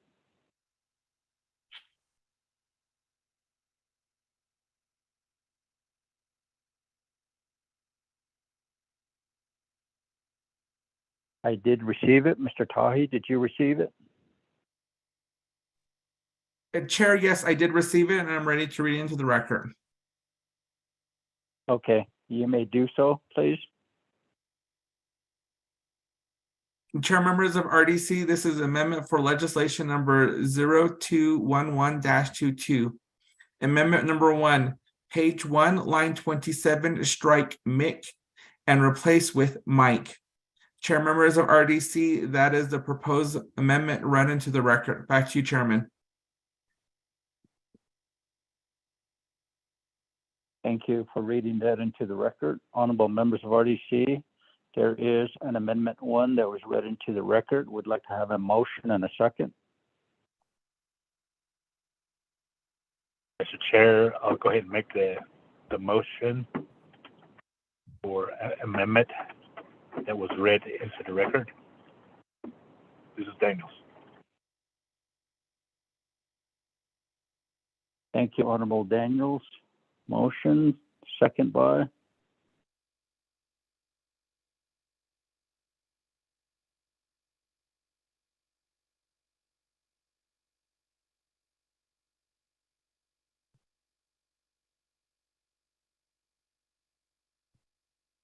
Keelan. Honorable Begay. Thank you.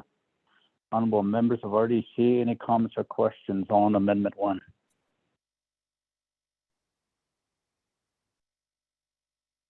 I hear none. We'll go ahead and put it to a vote. Honorable Vice Chair Walker, how do you vote? Honorable Keelan Begay Jr.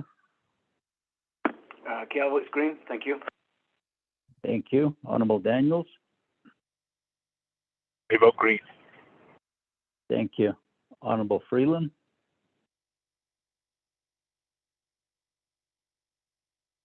Honorable Stewart.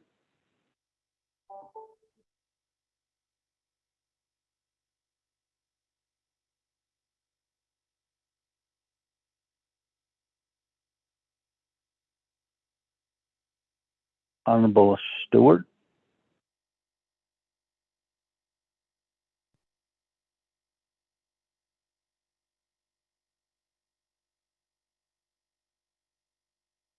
Chairman, Delegate Stewart is knocked off the call.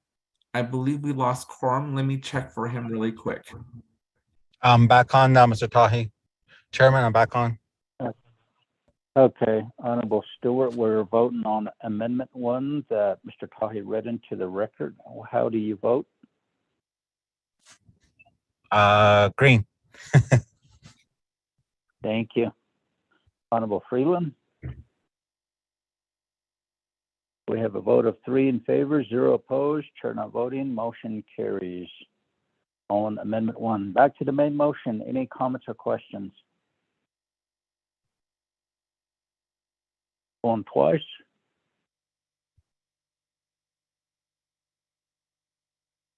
On 3 times. Honorable Vice Chair Walker, how do you vote? Honorable Kealan Begay Jr. Yeah, on which screen? Thank you. Thank you. Honorable Daniels. I vote green. Thank you. Honorable Freeland texted in his vote as green. Honorable Stewart. Green, Chairman. Thank you. We have a vote of 4 in favor, 0 opposed, chair not voting. Motion carries for legislation 0211-22. Thank you.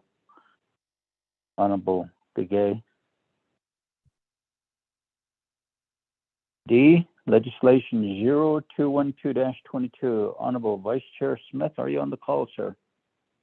Good morning, Mr. Chair, RDC members of the Navajo Council. Yes, I'm on the line. Yeah. Mr. Tai, could you read this into the record, please? Chair, members of RDC, you have legislation summary sheet for tracking number 0212-22, date October 27th, 2022, titled the resolution, proposed standing committee resolution, an action relating to Resource and Development Committee and Navigate Committee, requesting the state of Arizona to utilize the state revenue resources and federal revenue resources to prioritize the study, design, construction of the Cuerro Bridge in northeastern Arizona, Apache County, near Interstate 40 and Hulk Community. Purpose. The purpose of this legislation is to request the state of Arizona to utilize state revenue resources and federal revenues resources to prioritize the study, design, and construction of the Cuerro Bridge in northeastern Arizona, Apache County, near Interstate 40 and Hulk Community. The Cuerro Bridge is important to the Hulk community and the surrounding communities. The Apache County Supervisor District 2 requests federal assistance to the U.S. Senator Kristen Sinema for federal funds to refurbish or replace the Cuerro Bridge. This legislation will be read into its entirety by the Navigate Committee, who has final authority over this legislation. The primary sponsor of this legislation is Honorable Raymond Smith Jr. for tracking number 0212-22, an action relating to the Resource and Development Committee of the Navigate Committee, requesting the state of Arizona to utilize state revenue resources and federal revenue sources to prioritize the study, design, and construction of the Cuerro Bridge in northeastern Arizona, Apache County, near Interstate 40 and Hulk Community. In Section 1, outlines the authority. In Section 2, the findings. And in Section 3, the approval. Attaches Exhibit A, which is a letter to Krista Sinema from Elton Joe Shepherd, Apache County Supervisor, District 2, dated May 19th of 2022, requesting for funding assistance. Then you have the first report, the Navajo Nation Legislative Branch Grant Public Review Summary for legislation number 0212-22, sponsors Honorable Raymond Smith Jr. This legislation was posted on November 1st, 2022 at 8:55 p.m. The 5-day comment period ended November 6th of 2022. There was no comment supporting this legislation. There was no comments opposing this legislation. There was no comments and recommendation on this legislation. Then you have the second report, the Navajo Nation Legislative Branch Internet Public Review Summary for legislation number 0212-22, sponsors Honorable Raymond Smith Jr. This legislation was posted on November 1st, 2022 at 8:55 p.m. The 5-day comment period ended November 6, 2022, you had one comment supporting this legislation. The comment comes from Cecilia Denny, yet no comments opposing this legislation and no comments or recommendation on this legislation. Chair members of RDC, that is legislation number 0212-22 read into the record. Back to you, Chairman. Thank you very much, Mr. Tahi. Honorable members of RDC, let's have a motion and a second.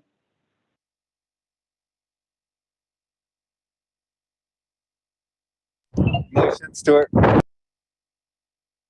Thank you, Honorable Stewart. Second by Daniels. Honorable Daniels. Thank you. Honorable members of RDC, this legislation moves on to Navajo Etiquette Committee. Are there any comments or questions?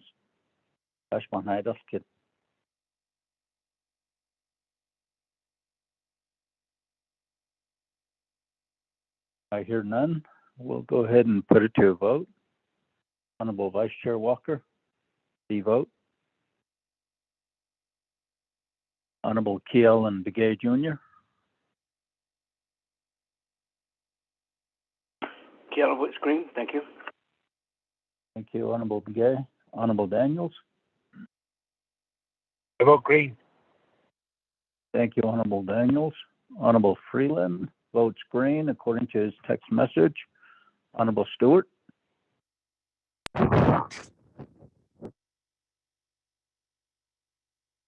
Honorable Stewart.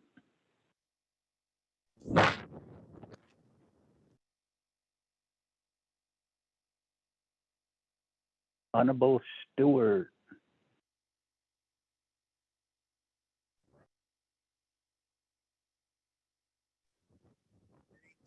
We have a vote of 3 in favor, 0 opposed.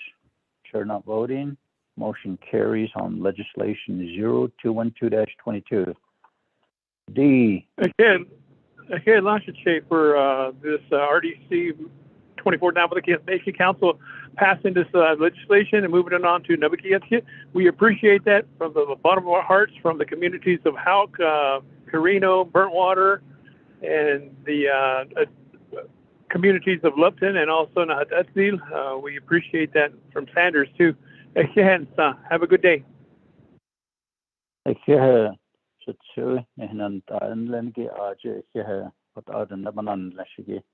you. Next, E, legislation 0213-22. Honorable Chairman So, are you on the call with us, sir? Yes, I am. Mr. Tai, could you read this into the record, sir? Chair members of RDC, you have legislation summary sheet for tracking number 0213-22. Date October 31st, 2022. Title of the resolution, proposed standing committee resolution, an action relating to the Resource and Development Committee and Advocate Committee requesting the United States Environmental Protection Agency, Council on Environmental Quality, Department of the Interior, Bureau of Land Management, and the Bureau of Indian Affairs to review and amend its list of categorical exclusion and its application within the Navajo Nation for the development and construction of right-of-ways for water lines, wastewater lines, power lines, broadband, roads, using ARPA and other infrastructure funds for Navajo people. Purpose. The purpose of this legislation is to request the United States Environmental Protection Agency, Council on Environmental Quality, Department of the Interior, Bureau of Land Management, and Bureau of Indian Affairs to review and amend its list of categorical exclusion and its application within the Navajo Nation for the development and construction of right-of-ways for water lines, wastewater lines, power lines, broadbands, road using ARPA and other infrastructure funds for Navajo people. Navajo Committee has final authority over this legislation, which we read into the record in its entirety. The primary sponsor of this legislation is Daniel So. For tracking number 0213-22, an action relating to Resource and Development Committee and the Navajo Committee requesting the United States Environmental Protection Agency, Council on Environmental Quality, Department of the Interior, Bureau of Land Management, and Bureau of Indian Affairs to review and amend its list of categorical exclusions and its application within the Navajo Nation for the development and construction of right-of-ways for water lines, wastewater lines, power lines, broadband, road using ARPA and other infrastructure funds for the Navajo people. In section 1, lists the authority. In section 2, the findings, which includes and references in Exhibit A.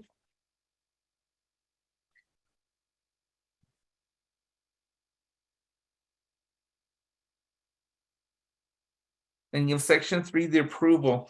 Attaches Exhibit A, which is a Federal Register number, volume 83, number 44, date March 6th, 2018, regarding the Department of the Interior, Bureau of Indian Affairs update to the Bureau of Indian Affairs category exclusion under the National Environmental Protection Policy Act. You have the first report, the Navajo Nation Legislative Branch Internet Public Review Summary for legislation number 0213-22. Sponsors Honorable Daniel E. So. This legislation was posted on November 2nd, 2022 at 6:23 p.m. The 5-day comment period ended November 7th, 2022. There was no comment supporting this legislation. There was no comments opposing this legislation. There was no comments or recommendation on this legislation. Chair members of RDC, that is legislation number 0213-22 read into the record. Back to you, Chairman.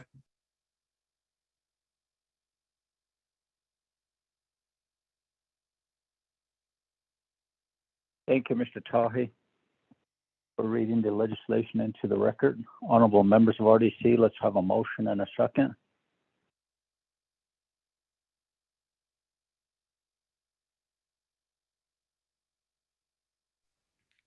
Chairman, Motion. motion. Thank you, Honorable Stewart. Second by?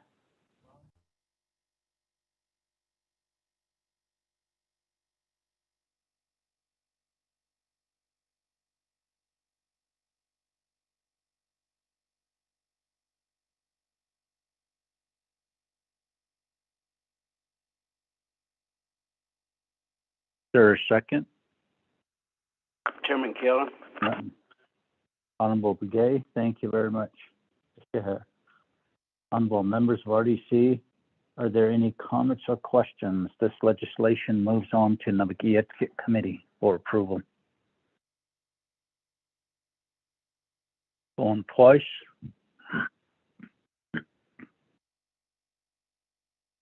Going 3 times. We'll go ahead and put it to a vote. Honorable Vice Chair Walker, how do you vote? Honorable Kealan Begay Jr. Keller votes green. Thank you. Thank you, Honorable Begay. Honorable Daniels. I vote green. Thank you, Honorable Daniels. Honorable Freeland votes green according to his text message. Honorable Stewart.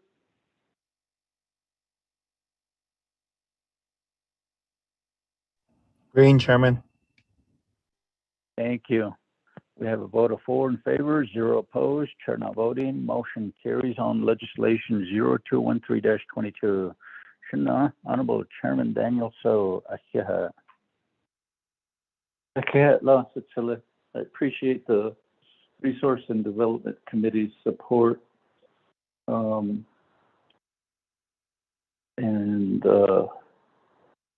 We'll take this once Navajo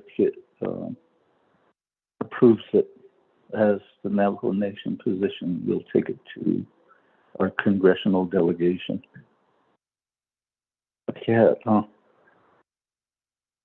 And good day to everybody.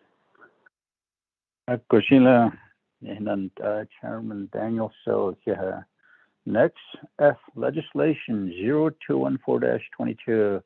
Honorable Pernell Halona is on the call with us. Mr. Tai, could you read this into the record, sir? Here, members of RDC, you have legislation summary sheet for tracking number 0214-22, date November 1st, 2022. An action relating to the Resource and Development Committee and the Budget and Finance Committee, accepting the Auditor General's audit of the Tohachi chapter and approving the chapter's proposed corrective action plan. Purpose of this legislation is to accept the Auditor General's audit of the Tohachi chapter and to approve the chapter's corrective action plan. Budget and Finance Committee has final authority over this legislation, which we read into the record in its entirety. The primary sponsor for this legislation is Honorable Pernell Halona for tracking number 0214-22, an action relating to the Resource and Development Committee and the Budget and Finance Committee, accepting the Auditor General's audit of the Tohachi chapter and approving the chapter's proposed corrective action plan. In section 1 is the authority. In section 2, the finding, which includes an Exhibit A, Exhibit B, and Exhibit C, and Exhibit D.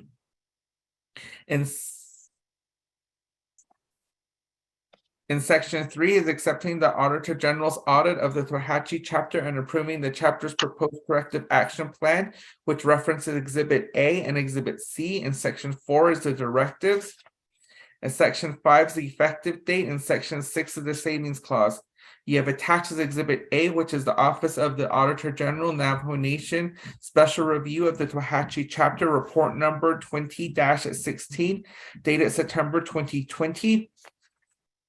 You have attached as Exhibit B, a letter from the Tohachi Community Chapter, dated September 22nd, 2020, to Ms. Manuelito, and was signed by Maria Allison King of Tohachi Chapter, the CSC. Then you attach as Exhibit C, which is the Tohachi Chapter Corrective Action Plan Audit Report Number 20-16. Attaches Exhibit D, which is the resolution of the Tohachi Chapter, resolution number TOH-066-09-2022. Then you have the first report, the Navajo Nation Legislative Branch Internet Public Review Summary for legislation number 0214-22, sponsors Pernell Holona. This legislation was posted on November 2nd, 2022 at 6:27 p.m. The 5-day comment period ended November 7th, 2022. There was no comment supporting this legislation. There was no comments opposing this legislation. There was no comments or recommendation on this legislation. Chair, members of RDC, that is legislation number 0214-22 read into the record. Back to you, Chairman. Thank you, Mr. Tahi. Honorable members of RDC, let's have a motion and a second.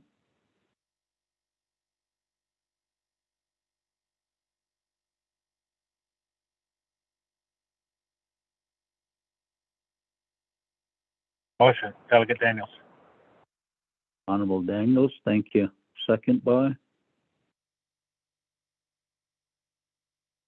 Stewart. Honorable Stewart, thank you. Before I give 20 minutes to Honorable Pernell Holona, is the Auditor General's office on the call with us today? Good afternoon or good morning, Resource and Development Committee. I am Elfrida Lee, Senior Auditor with the Office of the Auditor General, and I will be making the presentation today. Thank you. Thank you. You have the floor to go ahead and do your presentation, and then I'll hand it over to Mr. Holona. Good morning, Resources and Development Committee. My name is Elfrida Lee with the Office of the Auditor General, Senior Auditor with the Office of the Auditor General. I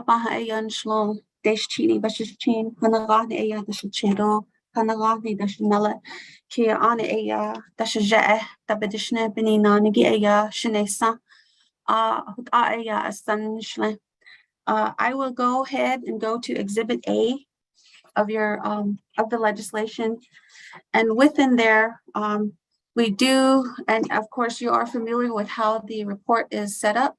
We do have a summary page, and then we have a table of contents, and that after that we start with finding 1 on page 1. And how I would like to do this and move it along and try to keep it within the time allowed. So on page 1 with the review results, I'll read the finding heading, and then I will read the condition. And if you have further questions, please let me know after I present the findings. So our office audited Tohachi chapter, and we started this audit pre-pandemic.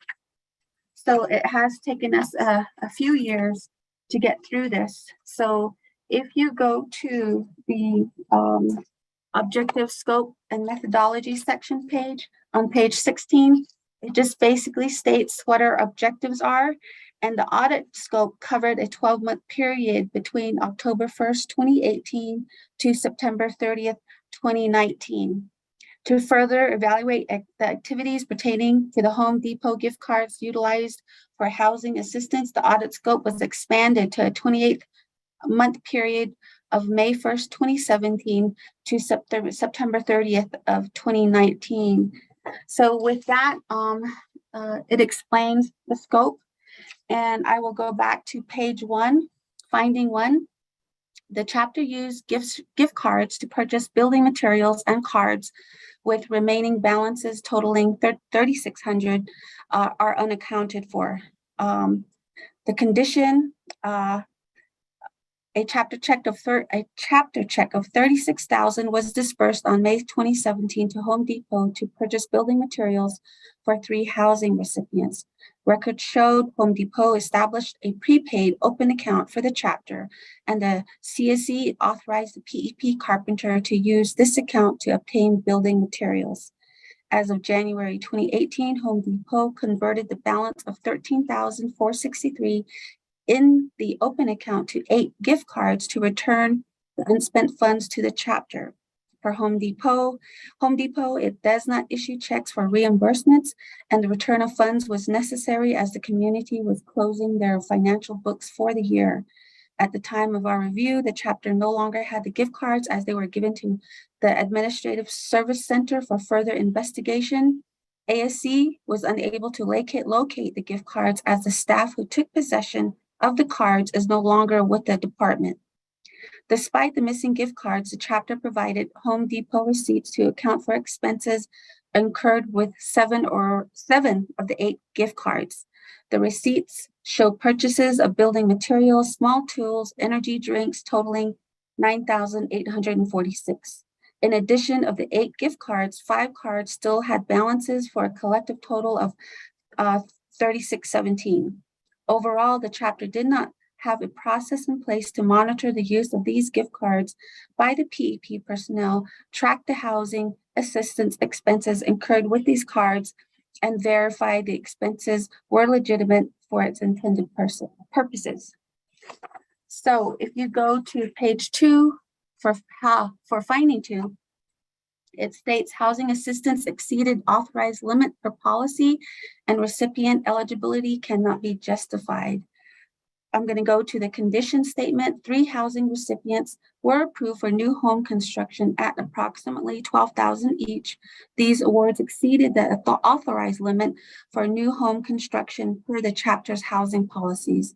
In addition, there were no supporting documents to show if these recipients were assessed to be eligible for the housing assistance, and no documents to justify the additional $4,000 in assistance for each recipient.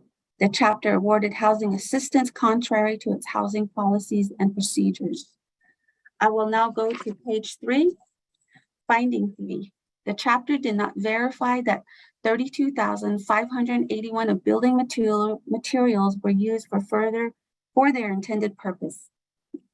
In the condition statement, the CSE did not document day-to-day oversight responsibility for the chapter housing projects. As a result, the following documents were not found: daily progress reports, project completion reports, physical inspection reports, documentation to show the recipients received the building materials purchased, and an inventory of these materials.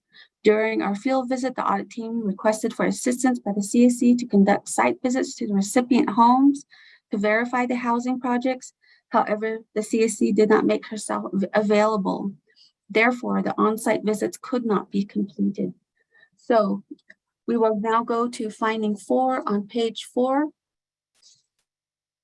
Finding 4, a contractor was hired contrary to procurement policies and procedures. I will go now again to the condition statement. During the audit period, one contractor was paid $11,619 for 2 separate contracts for maintenance and installation of a leach field and a shower. However, as a non-certified chapter, the chapter did not comply with the Navajo Nation bidding procedures to select the contractor. Specifically, our test work revealed the following: no request for proposals, no bid tabulation. Contracts were not approved by the community through resolution. Contracts for services were not signed by the Navajo Nation president. In addition to these non-compliance issues, we noted a conflict of interest by a chapter official with a contractor hired by the chapter. Overall, the chapter executed professional service contracts that were not reviewed and approved in accordance with the Navajo Business Opportunity and Procurement Act. I will now go to page 5, finding 5.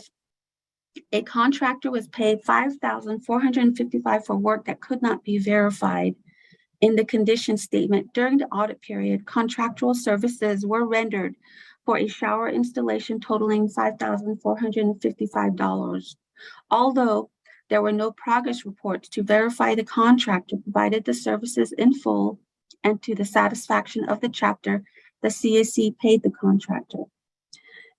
I will now go to page 6, finding 6. In the condition statement are the finding: poor accountability for diesel fuel usage by the chapter. In the condition statement, the chapter owns heavy equipment such as a tractor, backhoe, grader, and loaders. During the audit period, the chapter expended $10,040 for diesel fuel and $3,400 for tires. The chapter officials approved a local vendor to provide the fuel, but the vendor was not selected competitively as no quotations were on file. Further, the CSC also purchased tires from the local vendor, although the vendor was only approved to provide diesel fuel.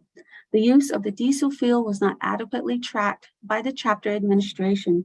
There were no receiving records upon each delivery to account for the amount of fuel received by the chapter. There was also no record of how much fuel was used for the heavy equipment. There was no process to allow for proper record keeping, the reconciliation of fuel inventory against invoices, and oversight of activities. I will now go to page 7. Finding 7, poor property controls impede proper identification, tracking, and record keeping of chapter property.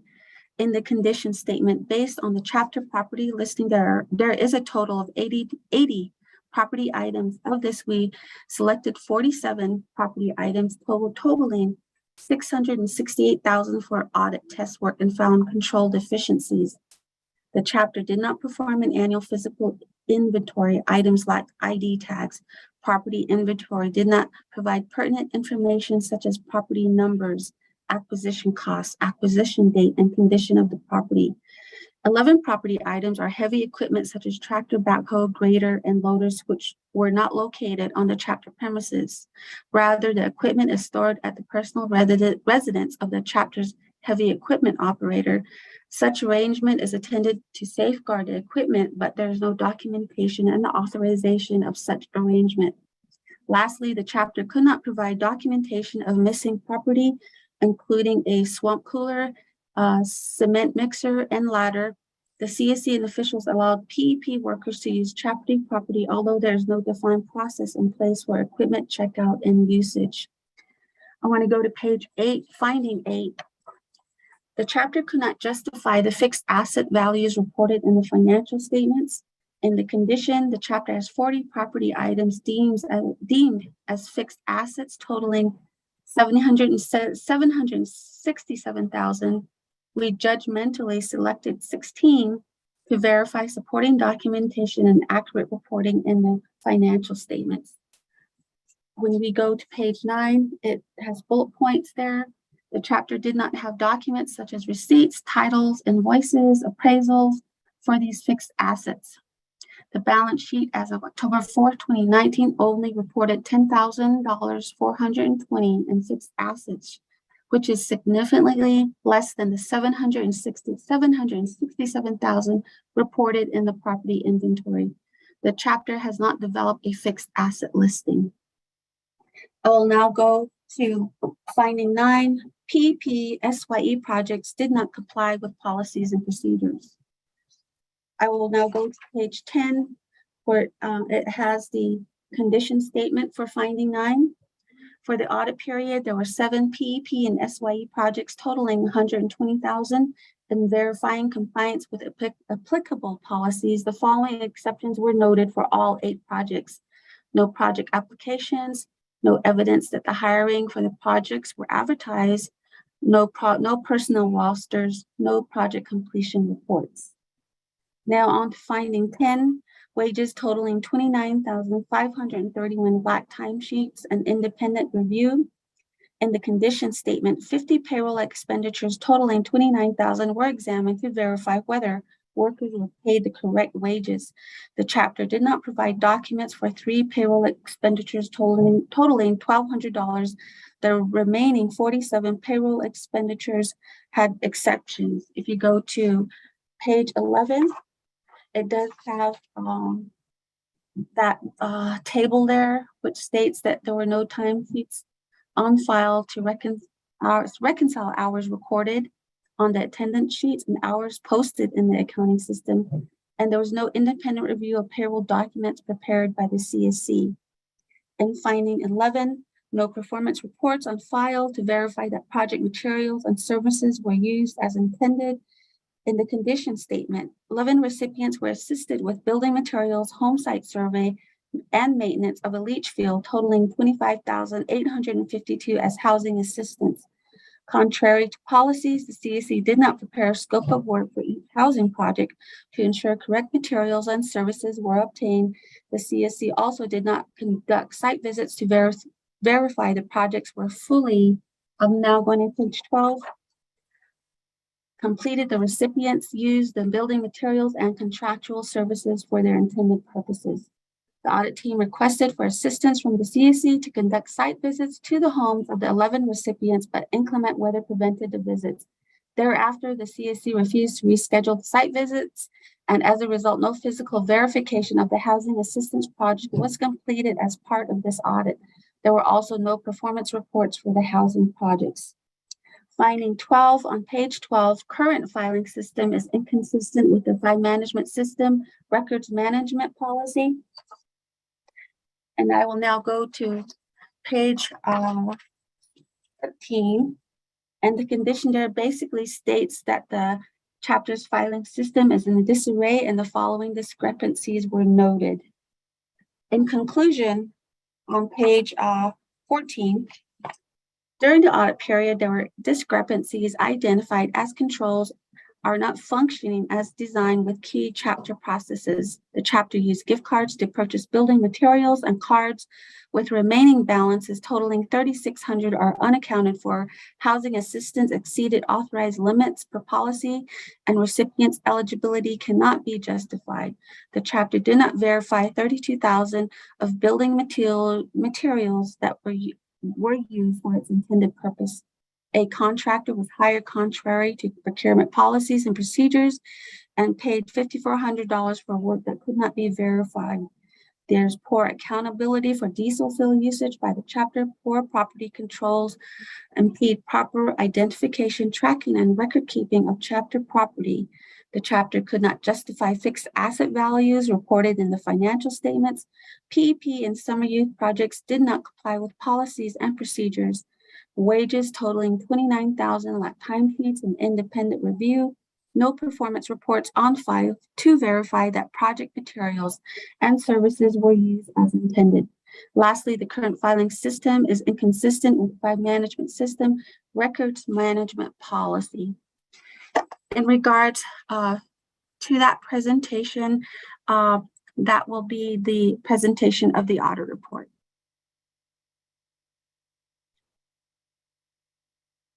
Thank you very much, Ms. Lee. Certainly appreciate your presentation. At this time, Mr. Honorable Pernell Halona, you have 20 minutes, sir. Please identify your agents as well.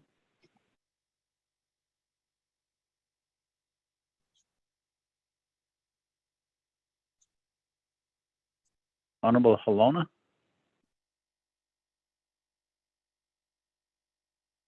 Okay, am I unmuted now? Yes, you are. You have 20 minutes, Okay. and please identify your agents also. Okay, thank you, Chair, for the putting this legislation up. And yes, we are trying to get our chapter out there until actually certified, and that was where we started this audit report to be completed for certification. And then from there, it went on to a complete full audit for the chapter because of some of the mishappenings that were happening there. And right now, I have Miss Alfreda Lee as the, and also Sunny Moore, and as my agent for any questions that might come up. And but we'd like to get this audit completed for the chapter so that we can move forward into trying to move them into a certified position for the chapter at the Tohachi chapter.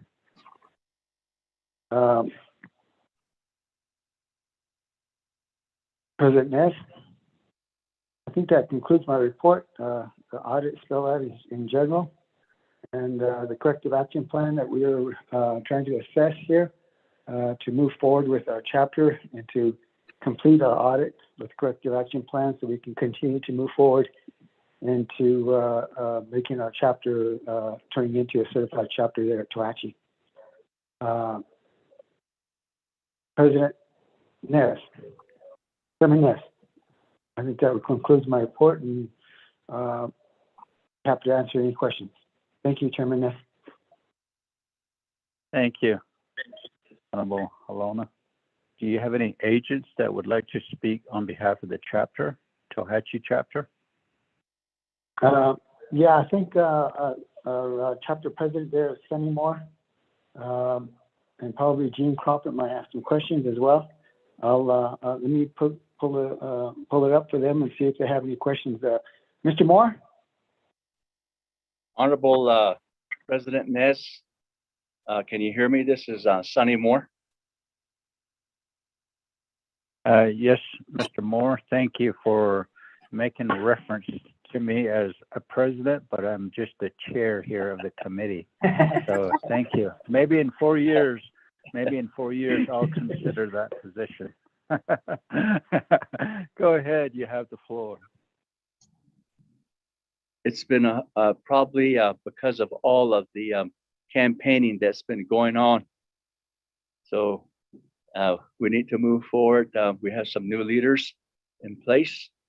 And I just kind of want to add on to, and I do have Secretary Treasurer Gene Crawford online, as well as our Vice President, Mike Halona.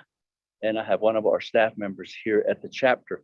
So just in summary, what the auditor read, it sounds really bad.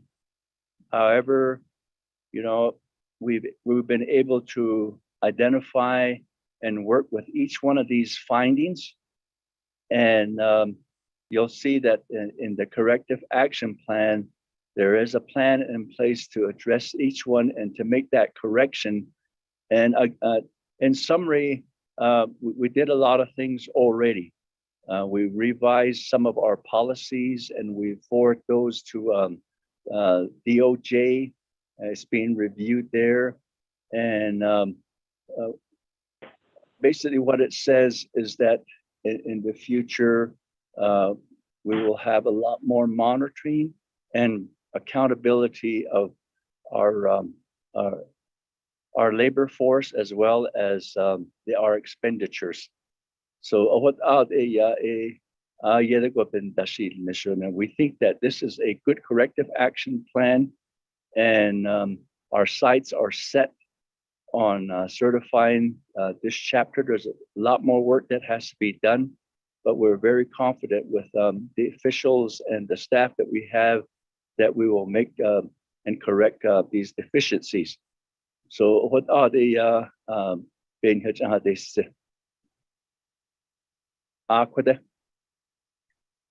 Thank you. Honorable Halona, is that all? Thank you for that, President Moore. And I'd like to hear Vice President Mike Halona.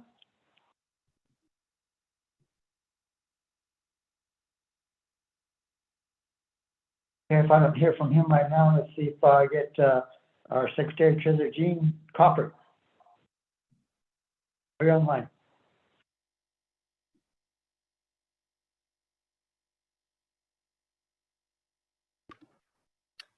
Yes, good afternoon. I was trying to unmute myself here. Thank you, Chair. I just wanted to add to President Moore's report. We did work very hard on this corrective action plan. We identified all the issues that were brought up. And I appreciate the auditor's office, the people that we worked with from their office. They were very helpful in helping us complete the cap. And I know we went back and forth with them on several times before we got it completed. But we did update policies, and we also are working on the inventory. We're almost done with the inventory as well. The chapter never had an inventory done, I believe is what I was told, but we've tackled that. We got equipment tagged. We're, like I said, we're almost done with that. I think it's like 95% completed, if I'm not mistaken, President Moore. But like I said, we had 12 findings. It sounded really bad, but we came together, the staff, the officials, and we worked very hard to correct this. And we can, I want to say that we want to make sure that we are following policies, procedures from now on there at the chapter. And I will make sure that that is being done as well. But that's just my input. Thank you. Thank you. Mr. Halona? Thank you, Mr. Crawford. Yes, sir. Let's see if we have Mike Halona. Mike Halona, are you on the line?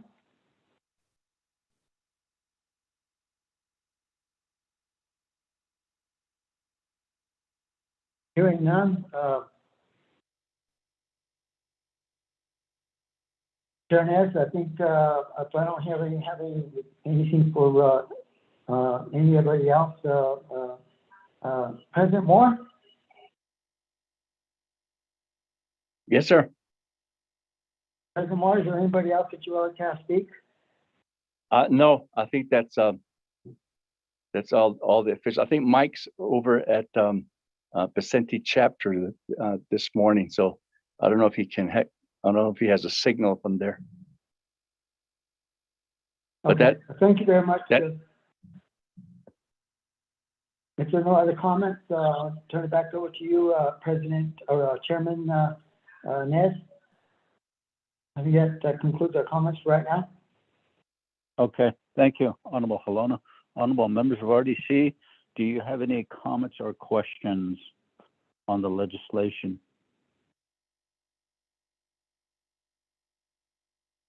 Going twice. Chairman. Yes. Go ahead, Honorable Freeland. Thank you, Chairman, Resource Development Committee members and staff. Good morning. Honorable Halona, thank you for this legislation. Other Tohachi chapter officials on Senegi. President Moore, good morning or good afternoon, yeah, and the officials on the line. Just wanted to acknowledge and appreciate the comments that were made by the chapter, and you know it's a good thing when our chapters take ownership and make that commitment to working on a cap, and I appreciate that. Really, it speaks a lot. Taking ownership on a situation as such and correcting it and fulfilling those obligations that's set forth by the Office of Auditor General and RDC members as well. Thank you for, you know, I really appreciate us working with chapters when we come to these types of situations, and listening is always vital and important. And I know there was in the past some processes or some actions made to place chapters immediately on sanction, and I'm really proud of this committee for not doing that. And you know, we worked together to listen to these chapters and encourage them and let them know that, you know what, these happened in the past. There's a way that you can correct it and move forward And I think as chapters, they have that obligation too to fix a lot of these deficiencies. Some of these things come up, and they may not even be the doings of the current officials or administration, but past officials, administration's actions, and it kind of catches up to them as well. So definitely appreciate RDC for working with the chapters as well, and not placing chapters immediately on sanction unless it was a very severe situation. But I don't think we placed a chapter on the sanction on this committee, and I'm very thankful for that, Chairman, because it really gives the chapters or the new officials that opportunity to fix these deficiencies. And I just want to say kudos to RDC for doing that, Chairman. Thank you. Thank you, Honorable Freeland, for your statement and for your support of all 110 chapters. Not only yourself, but my colleagues. You have been very active and just very committed to the chapters at the local level. So, chapters, trying to help them along, and like Mitch said, they are working on amending their policies and procedures and adhering to the laws of the Navajo Nation. And that's good to hear, and they will make corrections as well. So thank you for that. Any other comments or questions?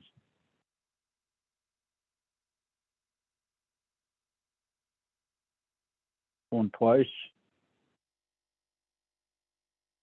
Going 3 times. This legislation moves on to Budget and Finance Committee.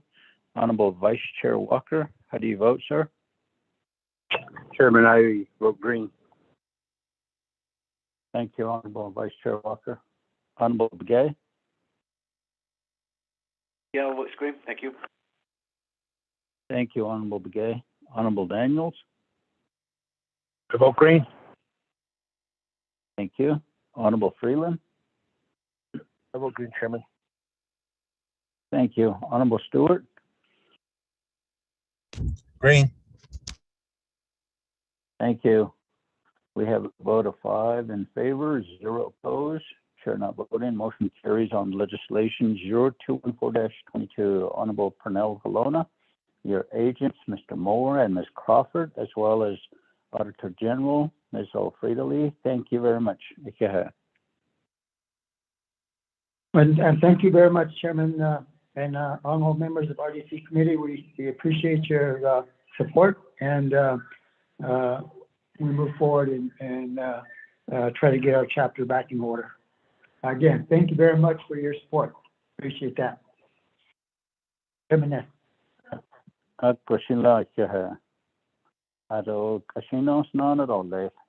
On the agenda, G, approving to cancel the Resources and Development Committee regular meeting for Wednesday, November 23 at 10 a.m.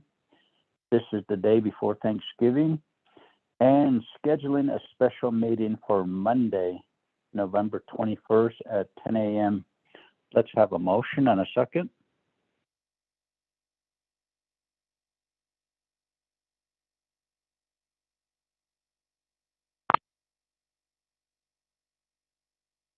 Chairman, I motion. Thank you, Honorable Vice Chair Walker. Second. Thank you, motion, Freeland. Honorable Freeland, if you have any comments or questions?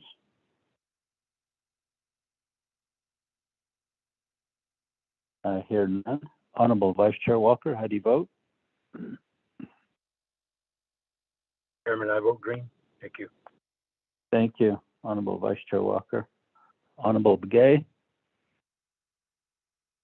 Green. Kiel votes green. Thank you, Honorable Begay. Honorable Daniels?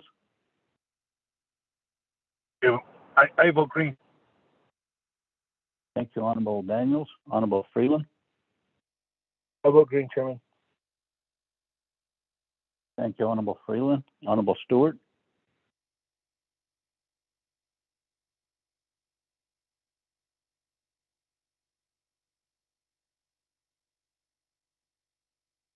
Honorable Stewart? We have a vote of 4 in favor, 0 opposed. Chair not voting. Motion carries. Thank you. H, approving a work session with Department of Resource Enforcement, Department of Agriculture, and Department of Justice Natural Resources Unit on the hauling permit requirements and what Navajo Nation Code amendments would be recommended. So we'll have this work session on Thursday, December 1st at 9 a.m. Let's have a motion and a second.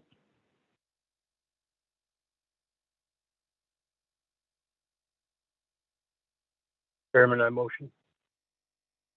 Thank you, Honorable Vice Chair Walker. Second by Freeland. Honorable Freeland. Thank you. Any comments or questions on the work session?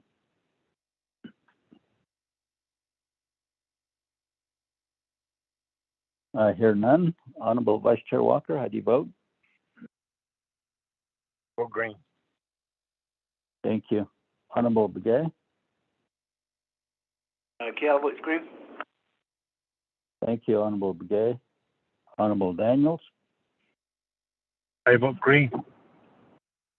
Thank you, Honorable Daniels. Honorable Freeland? I vote green. Thank you, Honorable Freeland. Honorable Stewart?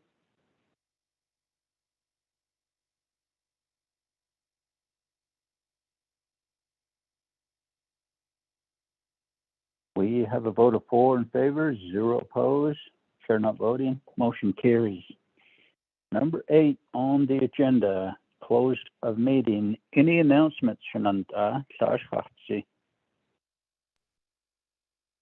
Chairman, Yes, Mr. Tahi? Chair, members of RDC, just a reminder that today's work session for Navigate Committee on Legislation 0149-22 has been canceled. Just reminding the members. Back to you, Okay. Chairman. Thank you for that announcement. And honorable members of RDC, any announcements or statements?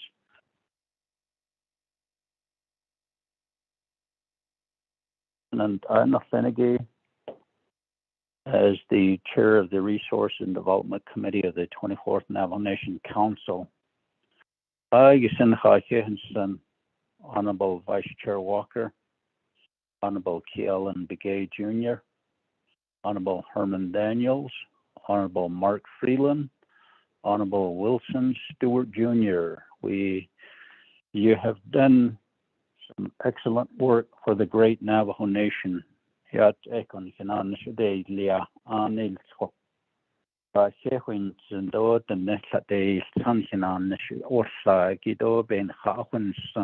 Nke job holonigidon he yo ne holonigid nepa ncha hensen gota ntago ede huridesh ne to yat ehoshin koronas nane khandiro le ado he anas hodien hesta holon role sunan anas tenido staff do da is not tido beshwans an konda is not agesto so she hanas nana dole. We'd like to have a motion and a second for adjournment. Mr. Chair, this is Daniel.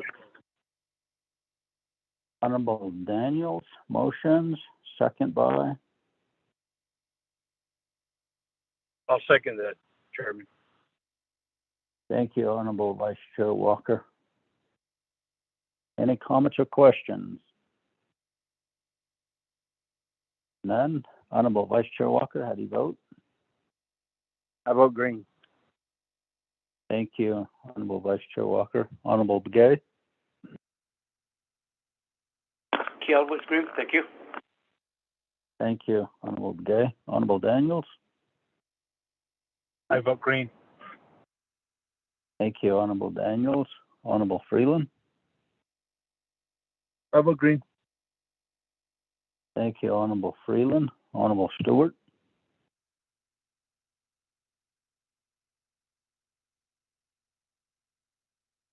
We have a vote of 4 in favor, 0 opposed, chair not voting, motion carries. It is now 12:26 p.m. We are officially adjourned at this time. Y'all be safe. God bless each and every one of you. Hakona.